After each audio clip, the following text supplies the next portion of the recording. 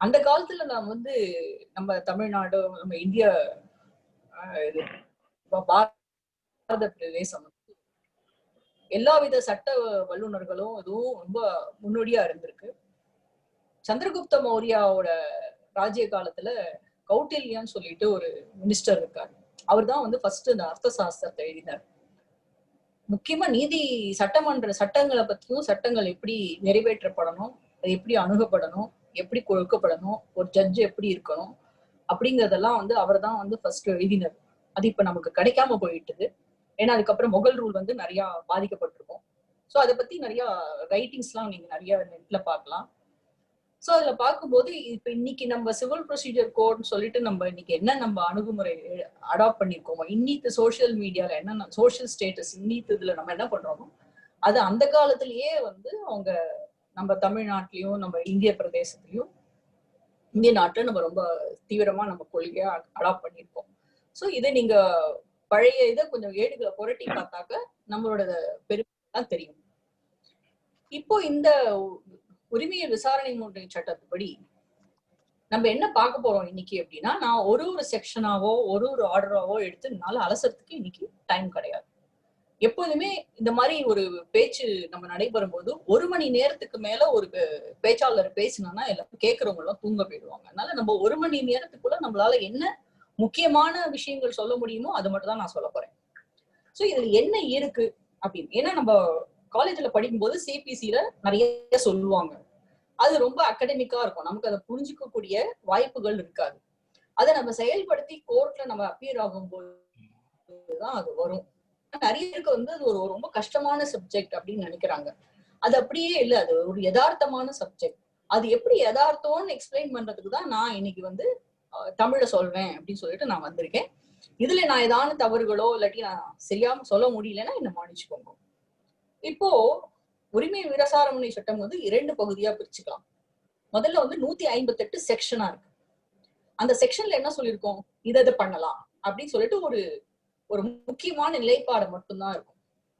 ஆனா அதை வந்து விஸ்தாரமா அது எப்படி செயல்படுத்தி எப்படி நம்ம பிரயோகம் பண்ணணும் அப்படிங்கிறது வந்து ஆர்டர்ஸ் அப்படின்னு சொல்லிட்டு 2வது பார்ட்ல ஆர்டர்ஸ், அதுல வந்து ரூல்ஸ் இருக்கும், அதுல வரும். சோ நம்ம வந்து முதல்ல 158 செக்ஷன்ஸ்ல வந்து என்னென்ன பண்ணலாம் அப்படின்னு இருக்கும். மிச்சதுல ஆர்டர்ஸ்ல வந்து அந்த 158ல சொல்லப்பட்டது வந்து எப்படி வந்து விலாவாரியா வந்து டீட்டெயிலா வந்து எப்படி அணுகணும் அப்படிங்கறது வந்து ஆர்டர்ஸ்ல சொல்லியிருக்கோம். இப்ப நம்ம வந்து ஒரு லிட்டிகேண்ட் வரான், அவனுக்கும் ஒரு பிரச்சனை இருக்கு. அந்த பிரச்சனையை எடுத்துட்டோம்னா நம்ம அதை வந்து சிவில் கோர்ட்டுக்கு போகணுமா, கிரிமினல் கோர்ட்டுக்கு போகணுமா, லேபர் கோர்ட்டுக்கு போகணுமா, எங்க போகணும் அப்படிங்க புரிஞ்சுக்கணும். சிவில் வழக்குகள் அப்படிங்கிறது எதுன்னா, எதுவா இருந்தாலும் கிரிமினல் அல்லாததெல்லாம் சிவில் வழக்குகள் அப்படின்றதுதான் கிளாசிபிகேஷன். செக்ஷன் 9 சிபிசி என்ன சொல்லுதுன்னா, எனிதிங் ஆஃப் சிவில் நேச்சர் தான் வந்து கிரிமினல். சோ நீங்க அஃபென்ஸ் பண்ணல, பாடிலி ஹார்ம் பண்ணல, அந்த மாதிரி கிரிமினல் வழக்குகள்லாம் இல்லைன்னா அதெல்லாம் மேஜிஸ்ட்ரேட் கொடுப்போம். அது இல்லாதது எல்லாமே சிவில் வழக்குகளுக்கு வரலாம். எந்த ஒரு மனிதனின் உரிமைகள் பறிக்கப்பட்டாலும், உரிமை சம்பந்தப்பட்ட கூக்குரல்கள் எது இருந்தாலும், எந்தவித ஒரு கட்சிகள் இருந்தாலும் அதெல்லாம் நம்ம வந்து சிவில் நீதிமன்றத்துல தான் நம்ம தாக்கல் பண்றோம். ஆனா அதுலயே ஒரு சின்ன ஒரு கருத்து இருக்கு. என்னன்னா, முதல்ல வந்து எல்லா வழக்குகளும் சிவில் நீதிமன்றத்துல போட்டோம். அப்ப சிவில் நீதிமன்றத்துல ஏகப்பட்ட கேஸ் ஆயிடுச்சு, அவங்களால மேனேஜ் பண்ண முடியல. சோ அப்ப கொஞ்சம் கொஞ்சமா லேண்ட் அக்விசிஷன் கேஸ் எல்லாம் தனியா எடுத்தாங்க, பேங்க் கேஸ் எல்லாம் தனியா எடுத்தாங்க, ரெண்ட் கண்ட்ரோல் கேஸ் எல்லாம் தனியா எடுத்தாங்க, வக்ஃப் சம்பந்தப்பட்ட கேஸ் எல்லாம் தனியா எடுத்தாங்க, கோயில் சம்பந்தப்பட்ட கேஸ் எல்லாம் தனியா எடுத்தாங்க, ஸ்மால் காஸ் கோர்ட் எல்லாம் தனியா எடுத்தாங்க, மோட்டர் கிளைம்ஸ் எல்லாம் தனியா எடுத்தாங்க, ஆர்பிட்ரேஷன் இருக்கிறதெல்லாம் தனியா எடுத்தாங்க, கம்பெனி கோர்ட் எல்லாம் தனியா எடுத்துட்டாங்க, ரெவன்யூ கோர்ட் எல்லாம். இந்த மாதிரி என்ன பண்ணாங்க, வகைப்பாடு பண்ணி அது சிவில் கோர்ட்டுக்குள்ள அதிகார வரம்புல இதெல்லாம் எடுத்து அதுக்கெல்லாம் தனித்தனி கோர்ட்டா நியமிச்சிட்டாங்க. சோ அதெல்லாம் சிவில் கேஸ் தான், ஆனா அது வந்து சிவில் கோர்ட்டுக்குள்ள வராது. சோ எதற்கு எந்த விதமான கிளைமுக்கு தனிப்பட்ட ஸ்டேட் அந்த ஆக்ட் எல்லாம் வந்ததோ அதெல்லாம் சிவில் கோர்ட்டுக்கு வராது. சோ மிச்சம் எதுவா இருந்தாலும் நீங்க சிவில் கோர்ட்ல தான் நம்ம தாக்கல் பண்ணணும். சரி, நான் சிவில் கோர்ட்ல ஒரு கேஸ் போடணும். இப்ப நான் எந்த கோர்ட்ல கேஸ் போடணும் இல்லையா? இப்ப நான் கிட்ட வராரு, நான் முதல்ல அதை டிசைட் பண்ணணும். சோ ஃபர்ஸ்ட் என்னால சிவில் கோர்ட் எந்த கோர்ட்ல கேஸ் போடணும். இந்த செங்கல்பட்டுல போடலாமா, சென்னையில போடலாமா, திருவள்ளூர்ல போடலாமா, காஞ்சிபுரத்துல போடலாமா அப்படிங்கிறது ஒரு இஷ்யூ வரும். சோ நம்ம அதை எப்படி ஒரு கோர்ட்னு ஏற்படுத்தினா, இப்போ ஒரு கலெக்டர் இருக்காரு, கலெக்டருக்கு வந்து அவருடைய டிஸ்ட்ரிக்ட்னு வச்சுக்கிறோம், அந்த டிஸ்ட்ரிக்ட் உள்ள இருக்கிற விஷயங்களை மட்டும்தான் அவர் பார்க்கணும். அதே மாதிரி அந்த கோர்ட்டுக்குன்னு ஒரு டெரிட்டோரியல் ஜூரிஸ்டிக்ஷன் இருக்கு, எந்த ஏரியான்னு இருக்கு, அந்த ஏரியாவை மட்டும்தான் அவர் பார்க்கணும். அந்த ஏரியாக்குள்ள நடைபெறும் எந்தவித வழக்குகளும் அந்த கோர்ட்ல தாக்கல் பண்ணலாம். இப்போ அந்த ஏரியாக்குள்ள இருக்கு, இப்ப சென்னையில இருக்கு, இல்லைன்னா செங்கல்பட்டுல இருக்கு, அந்த கோர்ட்ல இருக்கும். அங்க போனா 3 கோர்ட் இருக்கு, டிஸ்ட்ரிக்ட் முன்சிப் இருக்கு, சப் கோர்ட் இருக்கு, டிஸ்ட்ரிக்ட் கோர்ட். நான் எதுக்கு போகணும்? அப்பதான் அவங்க என்ன சொன்னாங்க, இவ்வளவு ரூபாய்க்கு 1 லட்சம் ரூபாய்க்கு கீழே இருந்தா டிஸ்ட்ரிக்ட் முன்சிப் கோர்ட், இவ்வளவு ரூபாய்க்கு 10 லட்சத்துக்கு கீழே இருந்ததுன்னா சப் கோர்ட், 10 லட்சத்துக்கு மேற்பட்டதெல்லாம் வந்து district court. This is called pecuniary jurisdiction. So ஒரு கோர்ட்டுக்கு வந்து 2 டைப் ஆஃப் ஜூரிஸ்டிக்ஷன் இருக்கு. ஒன்னு டெரிட்டோரியல், அதாவது ஏரியா வைஸ் எந்த டிஸ்ட்ரிக்ட்ல இருக்கவங்க, இன்னொன்னு வந்து பெக்யூனரி ஜூரிஸ்டிக்ஷன். சோ முதல்ல என்ன மாதிரி கேஸ் ஃபைல் பண்றோம்னு சொன்னோம், அடுத்தது வந்து எந்த ஜூரிஸ்டிக்ஷன், எந்த கோர்ட்ல தாக்கல் பண்ணணும் அப்படிங்கிறதுக்கு 2 வகைப்பாடு. ஒன்னு வந்து டெரிட்டோரியல் ஜூரிஸ்டிக்ஷன், இன்னொன்னு பெக்யூனரி ஜூரிஸ்டிக்ஷன். இப்ப பெக்யூனரி ஜூரிஸ்டிக்ஷனுக்கு வந்துடும். சரி, நான் டிஎம்சில போடுறேன், இல்லைன்னா சப் கோர்ட்ல போடுறேன், டிஸ்ட்ரிக்ட் கோர்ட்ல போடுறேன். இப்போ இந்த ஒரு கோர்ட்டை நான் தப்பா தாக்கல் பண்ணிட்டேன், அப்ப அந்த கோர்ட் என்ன பண்ணும், அது ரிட்டர்ன் பண்ணிடும். இல்லையா, எதிர்பார்ட்டி அப்பேரா, இல்லைங்க இந்த கோர்ட்ல கேஸ் நடத்த முடியாது, அந்த கோர்ட்ல தான் கேஸ் நடத்தணும் அப்படின்னா இந்த கோர்ட்ல அந்த கோர்ட்டுக்கு டிரான்ஸ்ஃபரும் பண்ணிக்கலாம். அதனால உங்க கேஸ் வந்து பாதிக்கப்படாது. இப்ப நம்ம நெக்ஸ்ட் என்ன பார்க்கலாம்னா, இப்போ ஒரு கேஸ் தாக்கல் பண்ணணும். இப்போ கேஸ் தாக்கல் பண்ணும்போது எப்படி தாக்கல் பண்ணணும்? என்ன ஒரு ஒயிட் பேப்பர் எடுத்து விறுவிறுன்னு ஒரு 4 லைன் எழுதி, இந்த மாதிரி அவர் எனக்கு பணம் கொடுக்கணுங்க அப்படி சொல்லி இதுக்கு எழுத்து போட்டாக்க அது போருமா? அது போறாது. அதனால்தான் அந்த ஆர்டர்ஸ்ல என்ன பண்றாங்க, எப்படி ஒரு பிராத தாக்கல் பண்ணணும், அதுல என்னெல்லாம் சொல்லப்படணும், என்னென்ன காஸ்ட் டைட்டில் என்ன சொல்லணும், என்னென்ன பாடியில என்ன சொல்லணும், என்ன பிரேயர் கேட்கணும் அப்படிங்கிறது ஒரு வகைப்பாடு கொடுத்துருக்காங்க. சோ எதெல்லாம் முக்கியமா அதுல சொல்லப்படணும், ஸ்பெசிஃபிக்கா என்ன ப்ளீடிங்ஸ் சொல்லணும், எதெல்லாம் சொல்ல முக்கியமா, பிரேயர் எப்படி கேட்கணும், இந்த பிரேயருக்கு தகுந்த மாதிரி அந்த வேல்யூவேஷன் எப்படி பண்ணணும், அதுக்கு எவ்வளவு கோர்ட் ஃபீ ஆகணும், இது எதுக்கு? நான் தான் எனக்கு அவனுக்கு சண்டை, நான் ஒரு பேப்பர்ல எழுதி போட்டா நீ டிசைட் பண்ண வேண்டியதான் அப்படின்னு கேட்கலாம். அப்படி இல்லை, நமக்கு வந்து இப்ப நிறைய கேசஸ் வரும், எல்லா கேஸையும் உட்காந்து நீ போனாம்னா ஒவ்வொருத்தரும் ஒரு மாதிரி எழுதினாக்கா ஜட்ஜால பார்த்து புரிஞ்சுட்டு ஜஸ்டிஸ் பண்றதுக்கு டைம் கிடையாது. அதனால ஒரு ஃபார்மேட், முதல்ல எடுத்த உடனே ஃபர்ஸ்ட் இதுல யாரும் யாருக்கும் சண்டை. சோ வாதி பிரதிவாதி யார், சரி வாதி எங்க இருக்காரு, பிரதிவாதி எங்க இருக்காரு, அடுத்தது அவங்க டீடைல்ஸ், இவங்களுக்கு யாரு வக்கீல், இல்ல இவங்களுக்கு எங்க அட்ரஸ். சோ ஃபர்ஸ்ட் என்ன, யாரு யாருக்கும் சண்டை, அவங்களுக்கு என்ன தேவையான அவங்கள பத்தியான விவரம், அதுக்கப்புறம் அவங்களுக்குள்ள என்ன வழக்கு விவரம், இந்த மாதிரி எங்க அப்பா சம்பாதிச்ச சொத்து சம்பந்தப்பட்டதா இல்லாட்டி டிஃபமேஷன் சம்பந்தப்பட்டதா அப்படிங்கிறது ரிமைனிங். சோ அதை நம்ம எப்படி என்ன பண்ணுவோம்னா, அந்த ப்ளீடிங்ஸ்ல நம்ம யூஸ்வலி அதை வந்து ஒரு கதை மாதிரி நம்ம சொல்லின்னு போவோம். பாதி பேர் என்ன பண்றாங்க ப்ளீடிங்ஸ்ல, இன்ஃபேக்ட் நான் ஒரு வெபினார் நடத்தினேன், அவங்க வந்து முதல்ல ஒண்ணு சொல்லுவாங்க, திருப்பி அடுத்தது ஒண்ணு சொல்லுவாங்க, அதுக்கு அடுத்தது ஒண்ணு சொல்லுவாங்க, அந்த மாதிரி சொல்லக்கூடாது. இப்போ நீங்க ஒரு கிளைண்ட் உங்ககிட்ட வந்தாருன்னா ஒரு கதை மாதிரி சொல்லுவார் இல்லையா, அந்த கதையை அப்படியே அங்க வந்து ப்ளீடிங்ஸா ரிப்ரொடியூஸ் பண்ணணும். அது பண்ணினீங்கனாலே உங்களுக்கு வந்து உங்களோட கேஸ்கோட தன்மை என்னன்றது தெரியும், உங்களுக்கு என்ன ரிலீஃப் கேட்க முடியுங்கிறது தெரியும். சோ ப்ளீடிங்ஸை முதல்ல நம்ம ரெடி பண்றோம். ப்ளீடிங்ஸ் ரெடி பண்ணி பிளெயிண்ட், நம்ம ஏன் அதை பிளெயிண்ட்னு சொல்றோம்னா, தட் இஸ் தான் பிராது தாக்கல் பண்றோம்.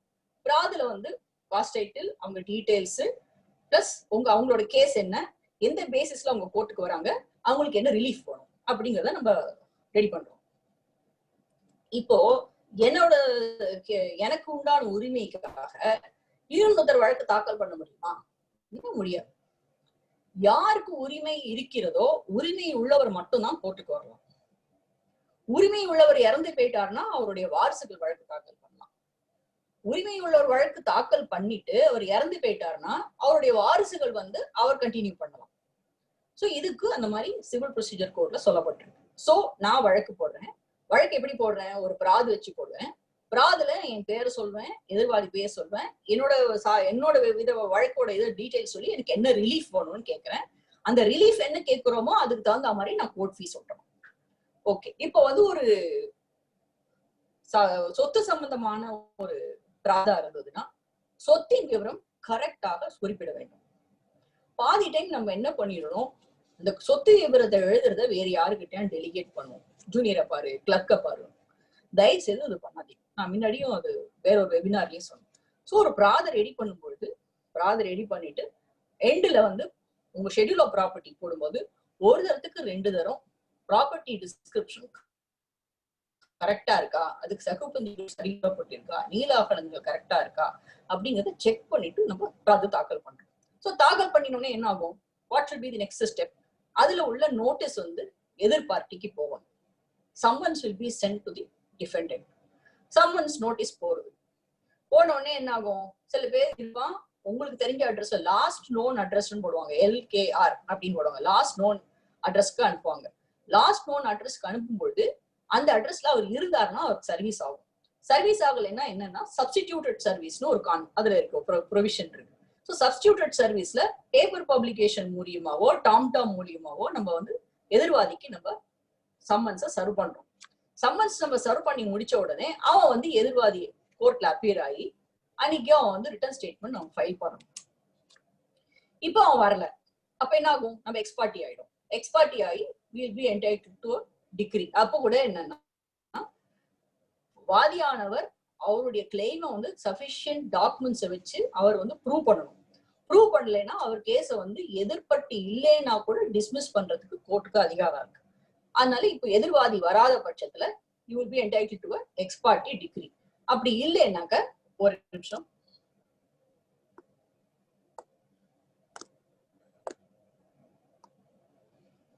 அப்ப எதிர்வாதி இல்லாத பட்சத்துல எதிர்வாதி தீர்ப்பாணை கிடைக்கும். அவர் வந்து அப்பியர் ஆயிட்டாருன்னா ரிட்டன் ஸ்டேட்மெண்ட் போடுவார். இப்ப எதிர்வாதி வரார், எதிர்வாதி எதிர்மனு கொடுக்கிறார், இல்லைங்க வழக்கு கிடையாது. ஆனா எதிர்வாதிக்கு வாதி மேல ஒரு வழக்கு இருக்கு, அவருக்கு அவர் மேல மறுகோரிக்கை இருக்கு, செட் ஆஃப் இருக்கு, இல்லைன்னா கவுண்டர் கிளைம் இருக்குன்னு சொல்லலாம். அதாவது ஒரு டிரான்சாக்சன் இருக்கலாம், இப்ப ஒரு பிசினஸ் டிரான்சாக்சன் இருக்கும், இவர் வந்து சரக்கு அனுப்பிச்சிருப்பாரு, அவருக்கு அது பதில் சரக்கு அனுப்பிச்சிருப்பாரு, ரெண்டு பேருக்கும் ஒரு கொள்முதல் ஒரு இது இருக்கும், ஒரு டீல் இருக்கும். அதுல வந்து அவருக்கு இவரோட அக்கௌண்ட் படி ஒரு அமௌண்ட் கொடுக்கும், அவருக்கு கொடுக்கணும். சோ அவர் எதிர்வாதி வந்து இன்னொரு வழக்கு போட்டு வாதி மேல கேஸ் போடணும்னு அவசியம் கிடையாது. அவர் வந்து இதுலயே set off or counter claim, அது டிபெண்டிங் அப்பான் தி ஃபேக்ட்ஸ், அது போட்டு அவர் எதிர்வாதி அவர் கோர்ட் ஒட்டி வாதி எனக்கு இவ்வளவு ரூபாய் கொடுக்கணும் அப்படின்னு சொல்லிட்டு அதையே ஒரு எதிர் வழக்கா தாக்கல் பண்ணலாம். சோ அது தாக்கல் பண்ணினோடனே இரு பேருடைய வழக்குகளையும் எடுத்துக்கொண்டு இஷ்யூஸ்ன்னு சொல்லிட்டு ஃப்ரேம் பண்ணுவாங்க. என்ன இஷ்யூஸ்னாக்க, நீ என்ன சொன்ன, நீ என்ன மறுக்க, சோ அதை வச்சு இஷ்யூஸ்னு ஃப்ரேம் பண்ணுவாங்க. இஷ்யூஸ் ஃப்ரேம் பண்ணின உடனே அதை பேஸ் பண்ணி தான் நம்ம வந்து எவிடன்ஸ் விடுறோம். இந்த இஷ்யூஸ் ஃப்ரேமிங்கிறது வந்து அந்த காலத்துல வந்து ரெண்டு வக்கீலும் வந்து கோர்ட்ல ஆர்கியூ பண்ணுவாங்க. இல்லைங்க, இஷ்யூ நீங்க இப்படிதான் ஃப்ரேம் பண்ணணும், நீங்க இப்படிதான் ஃப்ரேம் பண்ணணும்னு ஆர்கியூ பண்ணுவாங்க. ஏன்னா அந்த இஷ்யூ ஃப்ரேமிங்ல தான் யாரு வந்து அதுக்கு உண்டான பர்டன் ஆஃப் ப்ரூஃப், யாரு முதல்ல அதுக்கு எவிடன்ஸ் விடணும் அப்படிங்கிறது அதுல தீர்மானம் ஆகும். ஆனா இப்ப நம்ம வந்து இந்த காலத்துல நம்ம அவசர வேகத்துல போறதுனால எல்லா இஷ்யூவும் நம்ம எல்லாத்தையும் ஃப்ரேம் பண்றோம். ஆட்டோமேட்டிக்கா பிளெயின்டிஃப் பாக்ஸ்ல போறாரு, டிஃபெண்டன்ட் பாக்ஸ்ல போறாரு, அப்படியே முடிச்சுடுறோம். ஆக்சுவலா சில இஷ்யூஸுக்கு பிளெயின்டிஃப் பாக்ஸ்ல போனோம், சில இஷ்யூஸுக்கு டிஃபெண்டன்ட் தான் முதல்ல பாக்ஸ்ல போனோம். இப்ப நம்ம ஒரு ப்ராமிசரி நோட் கேஸ் எடுத்துக்கிறோம்னு வச்சுக்கோங்க. ப்ராமிசரி நோட் கேஸ்ல ப்ராமிசரி நோட்ல எனக்கு இவ்வளவு ரூபாய் கொடுக்கணும்னு ஒரு கேஸ் போடுறாரு. டிஃபெண்டன்ட் வந்து ஆமாங்க நான் எழுதி கொடுத்தது வாஸ்தவம், ஆனா நான் பேமெண்ட் பண்ணி முடிச்சுட்டேன், எனக்கு இவ்வளவு ரூபாய் நீ எனக்கு நான் கொடுக்க வேண்டிய அவசியம் இல்லை அப்படின்னு சொல்றாருன்னு வச்சுக்கோங்க. அப்போ யாரு பாக்ஸ்ல ஃபர்ஸ்ட் போடணும்னா டிஃபெண்டன்ட் தான் உள்ள போகணும். That is called burden of proof. ஏன், ப்ராமிசரி நோட் எழுதி கொடுத்தது அவர் ஒத்துக்கிட்டாரு, திருப்பி கொடுத்தாச்சுன்னு சொல்றது அவர் பேர்ல இருக்கு, சோ அதனால அவர் மேலதான் இருக்கு, சோ அவர் தான் பாக்ஸ்ல போகணும். ஆனா நம்ம அதை அந்த ப்ரொசீஜர் நம்ம யாரும் ஃபாலோ பண்றது இல்லை. பிளெயின்டிஃப் தான் முதல்ல பாக்ஸ்ல போவாரு, டிஃபெண்டன்ட் அதுக்கப்புறம் பாக்ஸ்ல போறாரு. இப்போ அதே டிஃபெண்டன்ட் வந்து இது வந்து ப்ராமிசரி நோட் வந்து ஒரு ஃபோர்ஜரி, நான் பணமே வாங்கல அப்படின்னு சொன்னாருன்னா அப்போ பிளெயின்டிஃப் தான் பாக்ஸ்ல உள்ள போகணும். So this is called burden of proof, which is dependent on the issues that is framed. So issues frame ஆகுது. issues frame ஆன உடனே ரெண்டு பேரும் ட்ரையல் நடத்துறாங்க. பிளெயின்டிஃப் பாக்ஸ்ல போறாரு, டிஃபெண்டன்ட் பாக்ஸ்ல போறாரு, கிராஸ் எக்ஸாம். இது ரெண்டு பேர் தான் இருக்கானா ஈஸி, முடிஞ்சு போச்சு. இப்போ பிளெயின்டிஃப்க்கு வந்து விட்னஸ் இருக்காரு, ஸோ விட்னஸ் பாக்ஸ்க்கு வராரு. ஒரு சில சமயம் இவங்க எதிர்த்தரப்புல இருக்கிற டிஃபெண்டன்ட் கூட விசாரத்துக்கு வாய்ப்புகள் இருக்கு. இப்ப டிஃபெண்டா இருக்கிறவர் பிளெயின்டிஃப் வந்து கிராஸ் எக்ஸாமின், பிளெயின்டிஃப் பாக்ஸ்க்கு வரல அப்படின்னா டிஃபெண்டா இருக்கிறவர் பிளெயின்ட்ட வந்து கிராஸ் எக்ஸாமின் பண்ண முடியாது. அவர் பாக்ஸ் வந்தாதான் கிராஸ் எக்ஸாமின் பண்ண முடியும். இதுல இன்னொரு ஒரு இன்ட்ரெஸ்டிங் பாயிண்ட் என்ன இருக்குன்னா, இன்னைக்கு வந்து ஒரு வழக்கு போடுறோம். வழக்கு போடும்போது எங்க அப்பா வழக்கு போடுறாரு. எங்க அப்பா கூட இன்னொரு ஒருத்தர் இருக்காரு.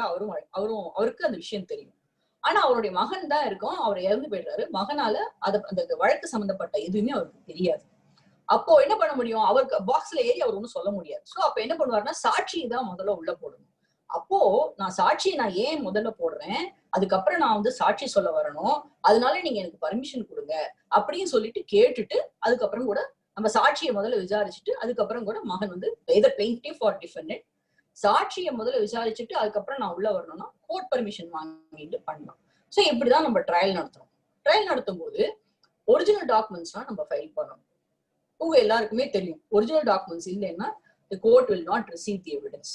சோ நீங்க வழக்கு முதல்ல ஃபைல் வாங்கும் போதே ஒரிஜினல் டாக்குமெண்ட்ஸ்ல இருக்கான்னு பாருங்க. அப்படி இல்லைன்னா ரெஜிஸ்டர்ட் சேல்ரீட் தான் சர்டிஃபைட் காப்பி வாங்கி வச்சுக்க சொல்லுங்க. அப்பதான் உங்களால ட்ரையல் போது போட முடியும். ஜெராக்ஸ் காப்பீஸை வச்சுட்டு கேஸ் நடத்த முடியாது.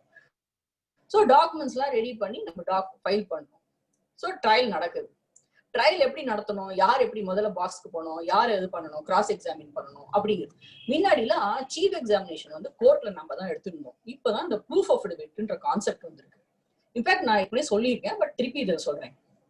சீஃப் எக்ஸாமினேஷன் எடுக்கிறது ரொம்ப கஷ்டம். இன்ஃபேக்ட் நான் ஒரு கேஸ் வந்து ஜூனியரா இருக்கும்போது கடலூர்ல நடத்தினேன். கண்ணன் கோசம் ஒரு டிஃபமேஷன் கேஸ். நான் தான் பிளெயின்டிஃப் காப்பீரா. என்ன பாக்ஸ்ல ஏறி அவர் வந்து நான் சீஃப் எடுக்கணும், எல்லாம் எது சிம்பிள் மேட்டர் தானே, நீயே சீஃப் எடுன்னு சொல்லிட்டு சீனியர் சொல்லிட்டு போயிட்டார். கண்ணன் போயிட்டார். சரி நான் போய் வந்து என்ன சார் வந்து நீங்க எதுக்கு வழக்கு போட்டு இது மாதிரி என்ன அவமானப்படுத்திட்டாரு. எங்க அவமானப்படுத்த மாதிரி கோயில் வாசல வச்சு என்ன பார்த்து சத்தம் போட்டாரு. அதுக்காக தான். யார் உங்களை பார்த்து சத்தம் போட்டாருன்னா எதிர்வாதி. அந்த எதிர்வாதி கோர்ட்ல இருக்காரான்னு கேட்க அவர் கோர்ட் எப்படி பார்த்துட்டு இல்லைன்றாரு. அவர் என் பின்னாடியே நிக்கிறார். ஆனா அவர் கோர்ட்டு ஃபுல்லா பார்த்துட்டு இல்லைன்றார். அப்படின்னா என்ன அர்த்தம்? அவர் கோர்ட்டு போய் வழக்காயிடும். அந்த மாதிரி எதிர்வாதியே இல்லாத மாதிரி ஒரு வழக்கு போட்ட மாதிரி ஆயிடும்.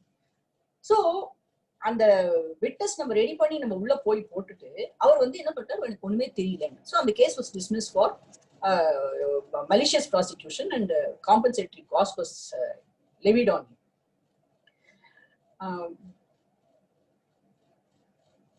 எஸ் எவிடன்ஸ் எடுத்துட்டு இருக்கும்போது ரெண்டு பேரும் அவங்க டாக்குமெண்ட்ஸ் ஃபைல் பண்ணிட்டு ஆர்டர்ஸ் ரிசர்வ் ஆகும்.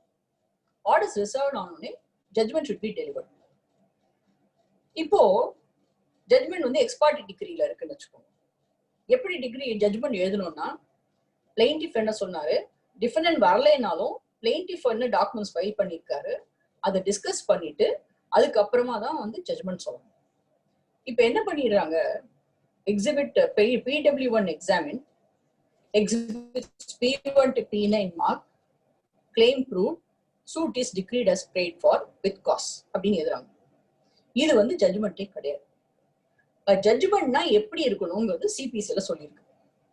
இப்ப நான் உங்களுக்கு சொல்றது எல்லாமே ஒரு கதை மாதிரி சொல்றேங்க.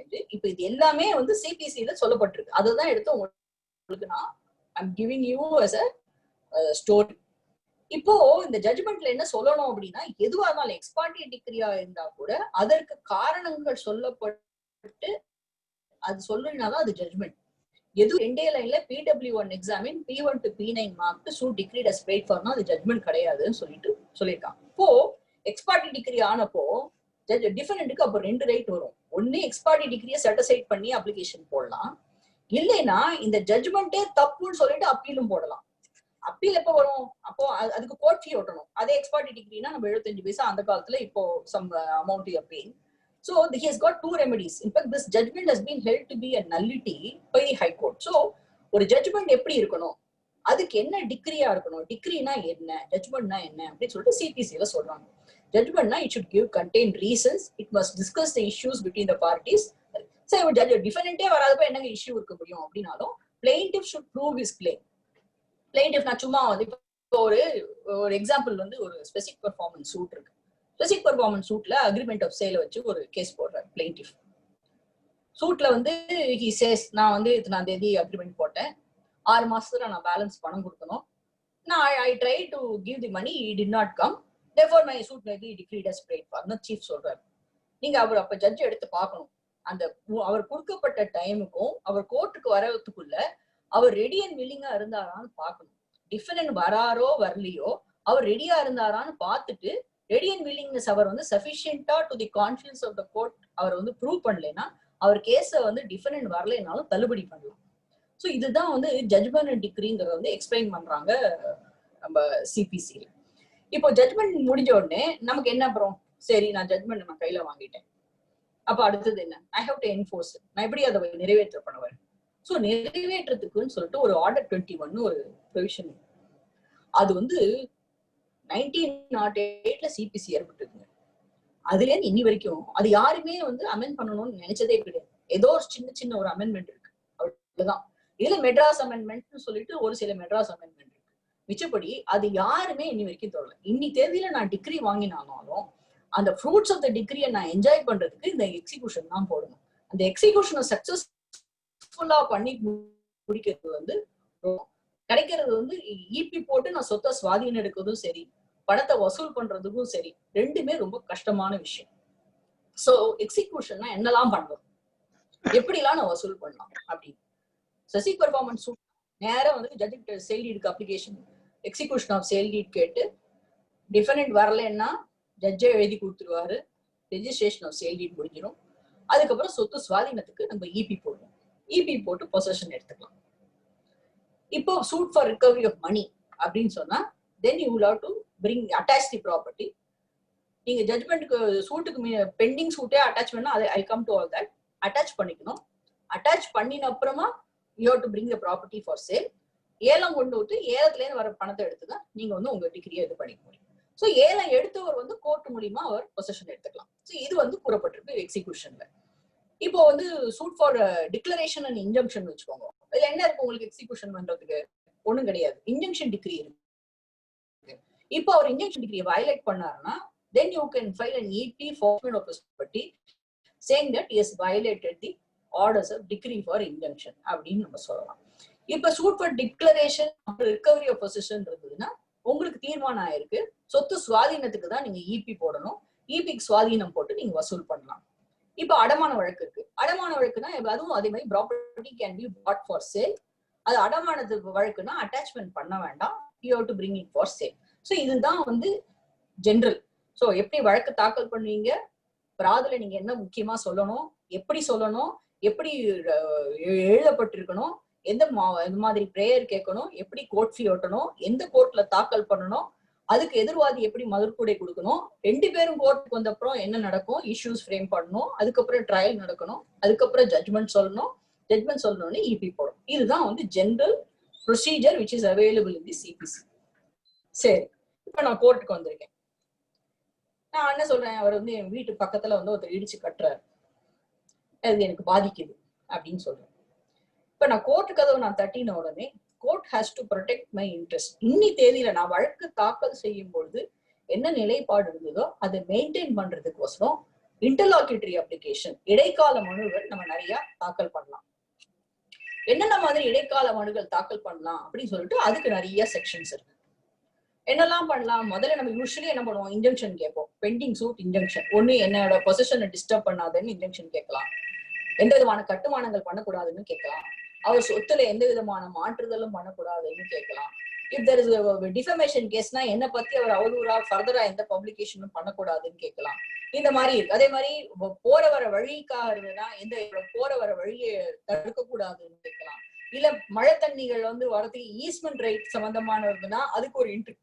இதெல்லாம் வந்து கேஸ் நடக்கும் பொழுது, நிலுவையில் இருக்கும்போது இருவருக்குள்ளும் உள்ள அந்த வகை இது நிலைமையை வந்து அப்படியே மெயின்டைன் பண்ணணும் அப்படிங்கிறதுக்கோசரம் கேட்கக்கூடிய பரிகாரங்கள் தான் ஒண்ணு. ஃபர்ஸ்ட் வந்து இன்ஜங்ஷன். இன்னொன்னு நம்பர் 2 என்னது, appointment of receiver. Appointment of receiver எப்போ வரும்னா பார்ட்னர்ஷிப் சூட்ஸ், பங்குதார நிறுவனங்கள் கலைக்கப்படுறது சம்பந்தமாகவோ பங்குதார நிறுவனங்கள் சம்பந்தமாகவோ வழக்கு தாக்கல் செய்யப்படும் பொழுது ஒரு பங்குதாரரை வெளியில அனுப்பிச்சிட்டு மிச்ச பங்குதாரர் அவங்கவுங்க தனிப்பட்ட முறையில அவங்களே எல்லாம் பண்றாங்கன்னா அப்போ வந்து கோர்ட்ல ரிசீவர் அப்பாயின்மெண்ட்டுக்கு அப்ளிகேஷன் போடலாம். அதே மாதிரி பாகப்பிரிவின வழக்குகள்லயும் இஃப் 1% இஸ் ஒரு பாகதாரர் வந்து அவர் சுயேட்சையா அனுபவிச்சது ரொம்ப வேஸ்ட் பண்ணி இடத்த ரொம்ப ஸ்பாயில் பண்ணி எல்லாம் பண்றாருன்னா அப்போ வந்து ரிசீவர் அப்ளிகேஷன் போடலாம். ஸோ ரிசீவர் அப்ளிகேஷன்ங்கிறது வந்து ரொம்ப ரொம்ப எக்ஸ்ட்ரீம் ஸ்டெப். அதாவது எதிர்வாதி அவர் அனுபவத்தில் இருப்பதை தடுத்து நிறுத்தி கோர்ட் அப்பாயிண்ட் பண்ண அட்வொகேட் கமிஷனர் வந்து பொசஷன் எடுத்துக்கணும் அப்படின்னு சொன்னா ஒரு கேஸ் முடிவடைவதற்கு முன்பே வந்து எதிர்வாதியை வந்து டிஸ்போசஸ் பண்ற மாதிரி இருக்கும் ரிசீவர் அப்ளிகேஷன். அதனால court will be very reluctant to appoint receiver. ரொம்ப எக்ஸ்ட்ரீம் கேசஸ்ல ரிசீவர் அப்பாயிண்ட் பண்ணுவாங்க. So this is one. ஏதாவது ரொம்ப எக்ஸ்ட்ரீமா எதிர்வாதி வந்து ரொம்ப ப்ராப்பர்ட்டியை ஸ்பாயில் பண்றாரு, இடிக்கிறாரு, தரமாட்டம் ஆக்கிட்டாரு, அது நாளைக்கு கேஸ் முடியறதுக்குள்ள வந்து அது ஒண்ணுமே பிரயோஜனம் இல்லாம போயிடும் அப்படிங்கிற மாதிரி சிச்சுவேஷன்ஸ் வரும்பொழுது court will definitely appoint receiver. So injunction பார்த்தோம், அடுத்தது ரிசீவர் பார்த்தோம். இன்னொன்னு என்னன்னா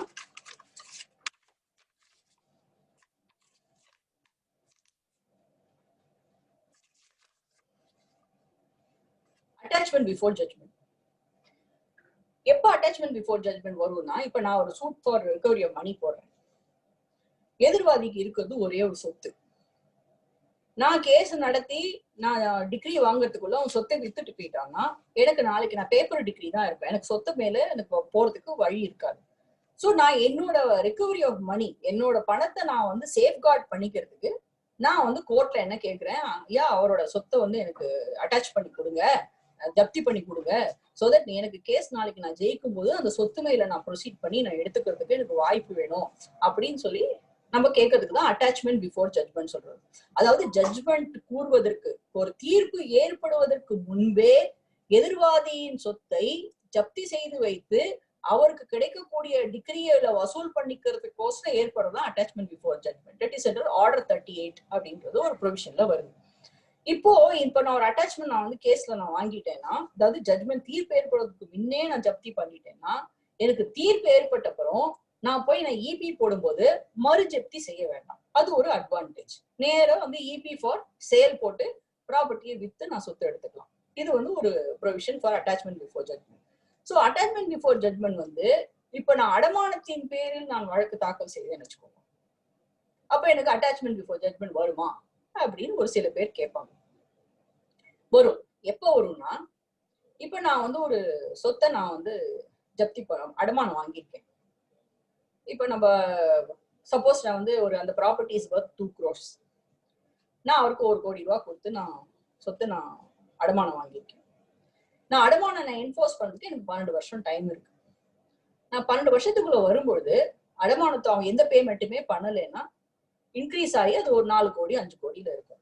ஆனா அன்னி தேதியில அந்த ப்ராப்பர்ட்டி மேல வேற அடமானங்களும் இருந்ததுன்னா எனக்கு எவ்வளவு வரும் அப்படி, நான் முதல் அடமானதாரரா, 2வது அடமானதாரரா, எனக்கு முன்னாடி வேற ஒருத்தர் இருக்காரா அப்படிங்கிறது நமக்கு தெரியாது.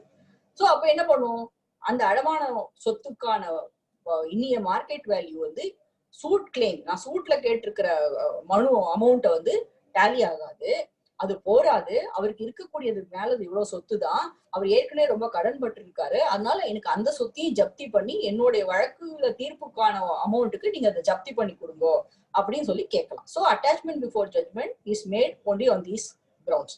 ஸோ இதை தவிர நம்ம என்னெல்லாம் இன்டர்லாகேட்டரி அப்ளிகேஷன் போடுவோம்னா, ஒரு அப்பாயின்மெண்ட் ஆஃப் அட்வொகேட் கமிஷனர் கேட்போம். அது எல்லாரும் நம்ம சகஜமா போடுறோம்.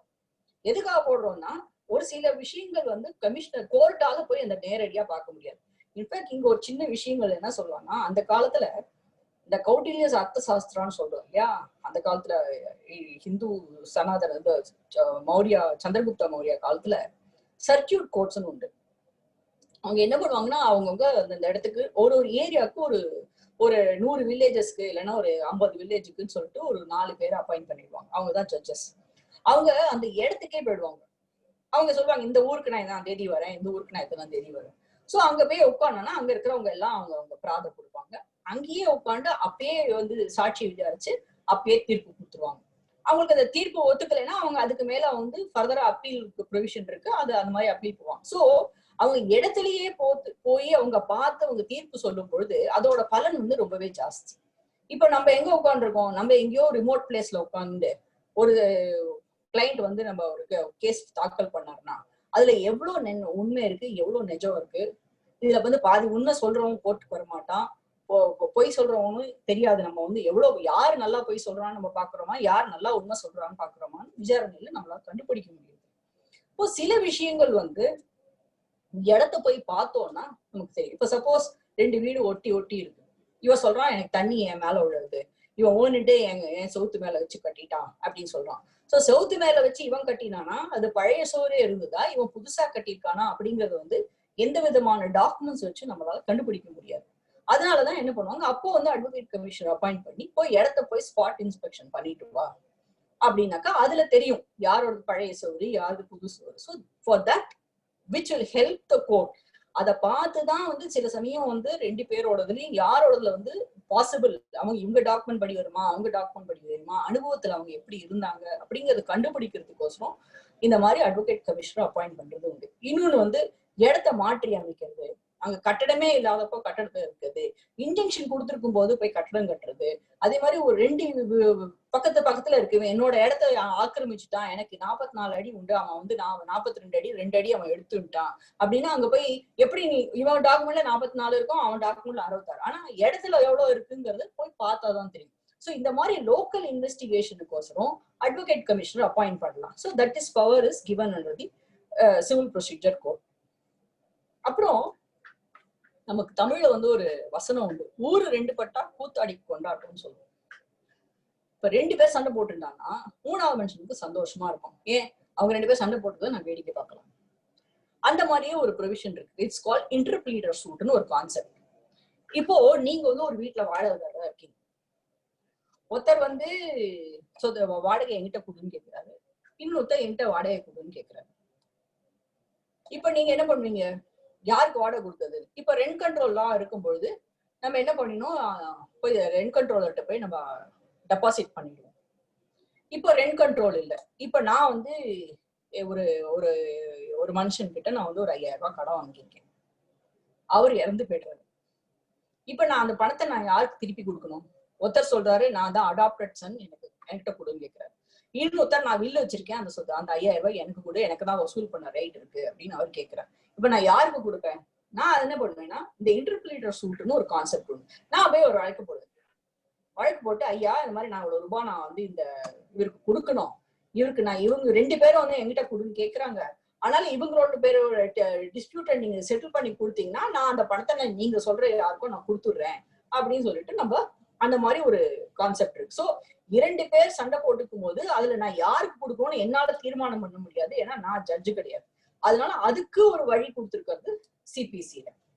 இதை தவிர வேற என்ன மாதிரி வழக்குகள்லாம் நம்ம ஃபைல் பண்ணலாம் அப்படின்னு பார்த்தாக்க, ஒரு பப்ளிக் நியூசன்ஸ், ஒரு வில்லேஜ்ல வந்து ஒருத்த வந்து கழிவு நீரை வந்து ரொம்ப ரோட்ல விட்டுக்கிட்டே இருக்கான், பக்கத்து வீட்டுல ஓடுறான், இல்லைன்னா குட்டையில ஓடுறான் அப்படின்னா அதுக்கு வந்து நீங்க வழக்குகள் போடலாம்.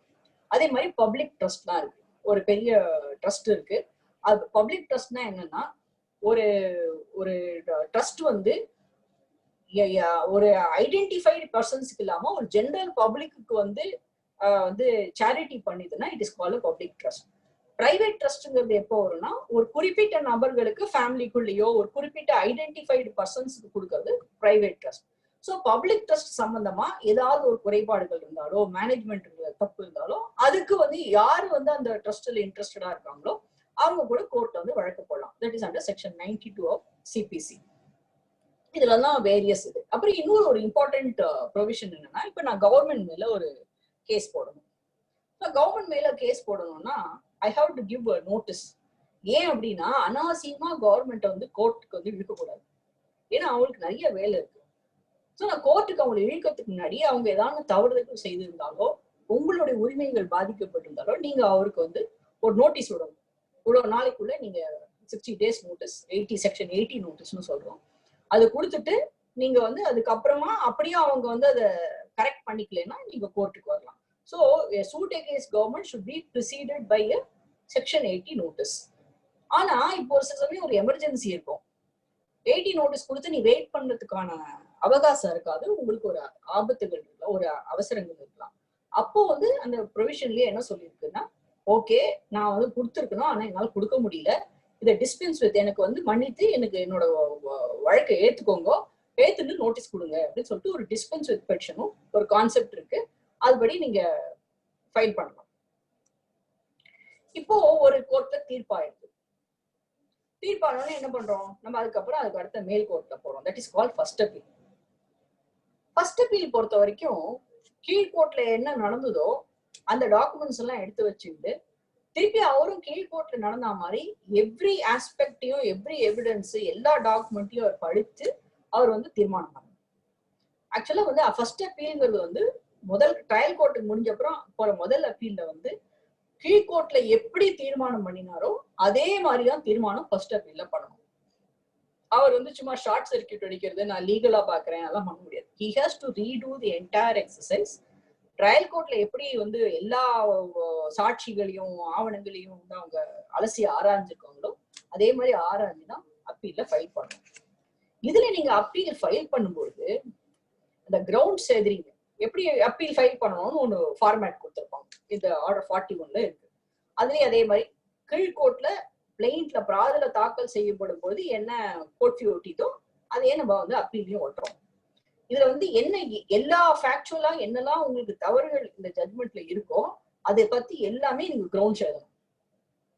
இன்னொரு இம்பார்ட்டன்ட் என்னன்னா, இப்போ கமிஷனர் அப்பாயிண்ட் பண்ணிருக்காங்க, அப்படி அப்பாயிண்ட் பண்ணது தப்பு.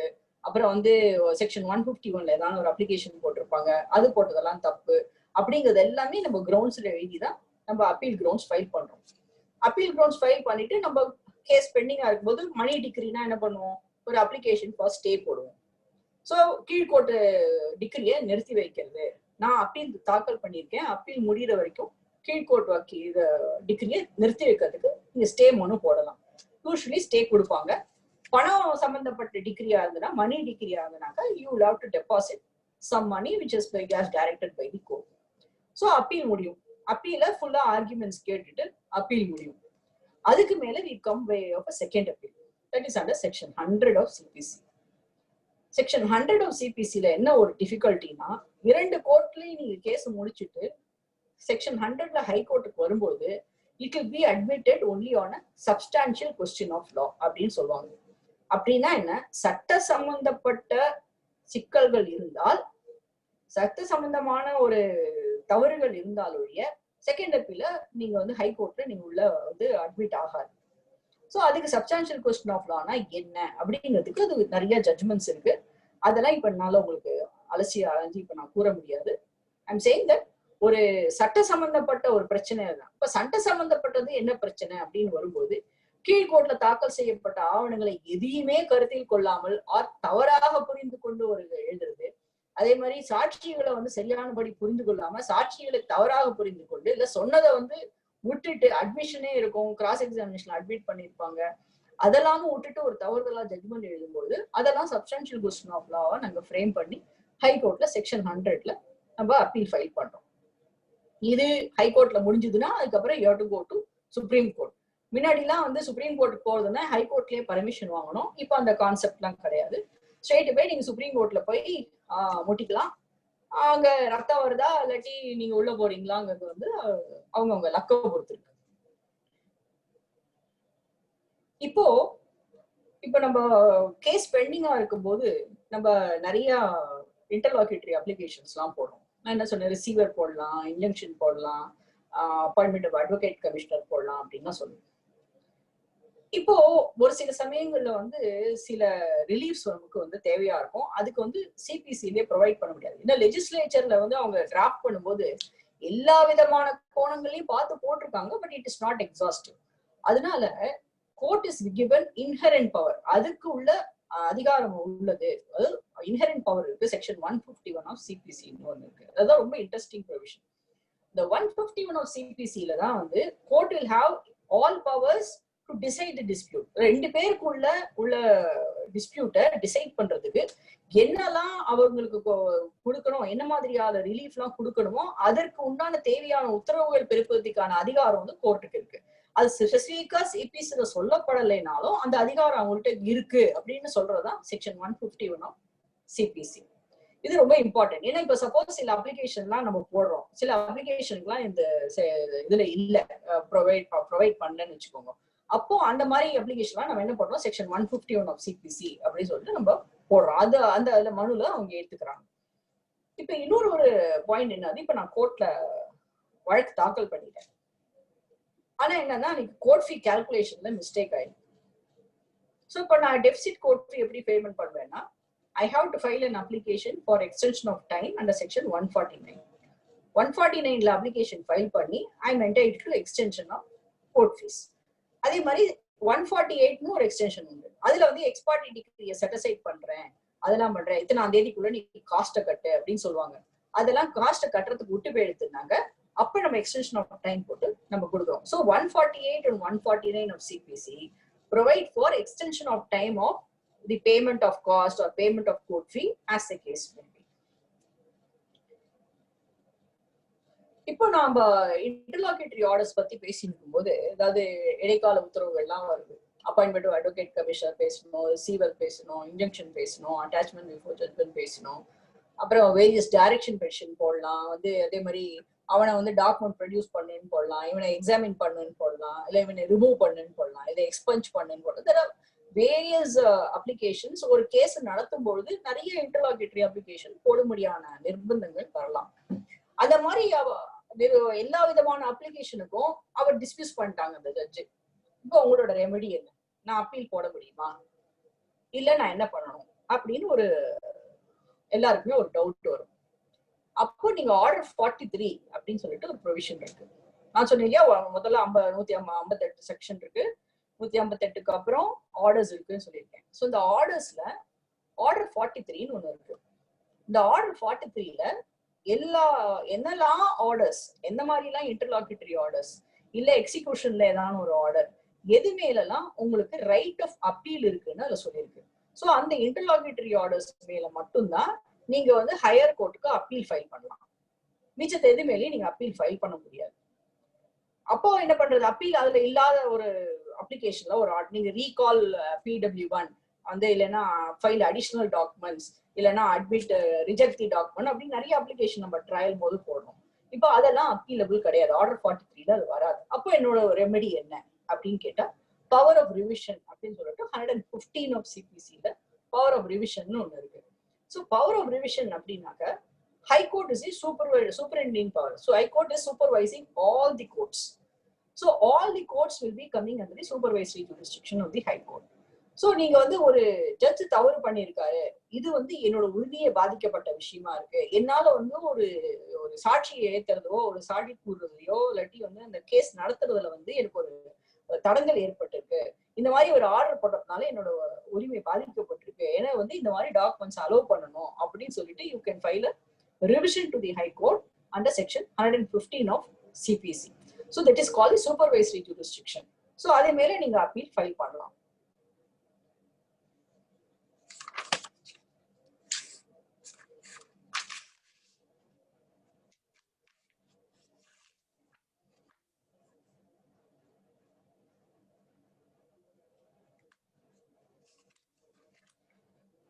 இன்னொரு ஒரு ப்ரொவிஷன் என்ன இருக்குன்னா, இப்ப நான் வந்து suit for declaration and recovery of position ஒரு சூட் போட்டிருக்கேன், ஜெயிச்சிடுவேன். டிஃபெண்டன்ட் வந்து அப்பீல் ஃபைல் பண்றாரு, அவர் அப்பீல் ஃபைல் பண்றாரு, டிலேயோட ஃபைல் பண்றாரு, அவருக்கு ஸ்டே கிடைக்கல. நான் அதுக்குள்ள என்ன பண்றேன், இபி போட்டு பொசிஷன் எடுத்துடுறேன். இப்ப நான் இபி போட்டு பொசிஷன் எடுத்துட்டேன், டிகிரியை எக்ஸிக்யூட் பண்ணிட்டேன் அப்படின்னு சொல்லிட்டு நான் அப்பீல் கோர்ட்ல சொல்லி என்னால அப்பீல் டிஸ்மிஸ் பண்ணுன்னு கேட்க முடியுமா? அது கேட்க முடியாது. ஆனா appeal court will hear the whole case. இப்ப அப்பீல்ல வந்து கீழ்கோர்ட் சொன்ன ஜட்மெண்ட் தப்பு அப்படின்னு சொல்லிட்டு சொன்னாங்கன்னு வச்சுக்கோங்க. அப்ப என்ன ஆகும், நான் இப்ப பொசிஷன் எடுத்துட்டேன். இப்ப டிஃபெண்டன்ட் எப்படி கெட் பேக் பொசிஷன்? அவர் இன்னொரு வழக்கு போடணுமா? தேவையில்லை. அதாவது இப்ப நான் ஒரு டிகிரி படி, ஒரு கோர்ட் ஆர்டர் படி ஒரு நிலைப்பாடை நம்ம மாத்திக்கிறோம். பட் அந்த ஆர்டர் வந்து ஹையர் ஃபோரம் வந்து அப்பீல் கோர்ட்டோ ரிவிஷன் கோர்ட்டோ அதை மாற்றி அமைக்கிறாங்க. எந்த நிலைப்பாடு மாற்றப்பட்டதோ திருப்பி அது ஒரிஜினல் நிலைப்பாடுக்கு வரணும். அதனால தட் இஸ் கால்ட் ரெஸ்டிடியூஷன் அப்படின்னு சொல்லுவாங்க. Section 144 of CPC. இது ரொம்ப இன்ட்ரெஸ்டிங் ப்ரொவிஷன். ஏன்னா ஒரு கோர்ட்டின் அணுகுமுறையினாலும் ஒரு கோர்ட்டின் உத்தரவினாலும் இரு பார்ட்டிகளுக்குள்ள உள்ள இது ஸ்டேட்டஸ் மாறி போச்சுன்னாக்க, then it is the duty of the court to restore the original person back to its original position. ஆனால் இப்ப அப்பலேட் கோர்ட்ல வந்து ஜட்ஜ்மெண்ட் மாறி போச்சு, இப்ப என்னோட கேஸ் டிஸ்மிஸ் ஆயிடுது. அப்ப என்ன ஆகும், அப்ப I have to give back position. நான் இப்ப என்ன தங்கத்தட்டுல வச்சு நாங்க வாங்கிக்கங்க, நான் பொசிஷன் நான் தோத்து போயிட்டேன், கொடுப்பேனா? கொடுக்க மாட்டேன். அப்போ என்ன ஆகும், defendant will file an application under section 144 of CPC asking the court to restore possession back to him. ஏன்னா ஏற்கனவே நீங்க கொடுத்த தீர்ப்புலதான் அவங்க சொத்தை எடுத்துக்கிட்டாங்க, இப்ப தீர்ப்பை மாற்றி அமைக்கப்பட்டதுனால சொத்தை எங்கிட்ட திருப்பி கொடுங்க அப்படின்னு கேட்கலாம். சோ இந்த மாதிரி சிச்சுவேஷன் நிறைய விதத்துல வரலாம். இடிக்கப்பட்டிருக்கலாம், இல்லாட்டி வந்து ஒரு வீடு வந்து ஒரு லேனை க்ளோஸ் பண்ணிருக்கலாம், இல்லைன்னா வந்து வழி விடாம பண்ணிருக்கலாம். சோ இந்த மாதிரி நிறைய இஷ்யூஸ்ல ஒரு கோர்ட் உத்தரவின்படி ஒரு நிலைப்பாடு மாறி இருந்ததுன்னா அந்த உத்தரவு மாற்றி அமைக்கப்பட்டு நம்ம வந்து திருப்பி நம்ம அந்த பழைய இடத்துக்கு இதுக்கு ரெஸ்டோர் பண்ண முடிஞ்சதுன்னா 144ல ரெஸ்டோர் பண்ணலாம். இப்ப பண்ண முடியாத ஒரு சிச்சுவேஷன் வரும்போது court will compensate the person with money. So அதுக்கு நம்ம எவிடன்ஸ்லாம் லீட் பண்ணி நம்ம வந்து அதே கோர்ட்லயே போய் 144ல நம்ம போட முடியும். இது வந்து நம்ம இன்டர்லாக்யூட்டரி ஆர்டர்ஸை பத்தி நம்ம பார்த்துட்டு இருக்கோம்.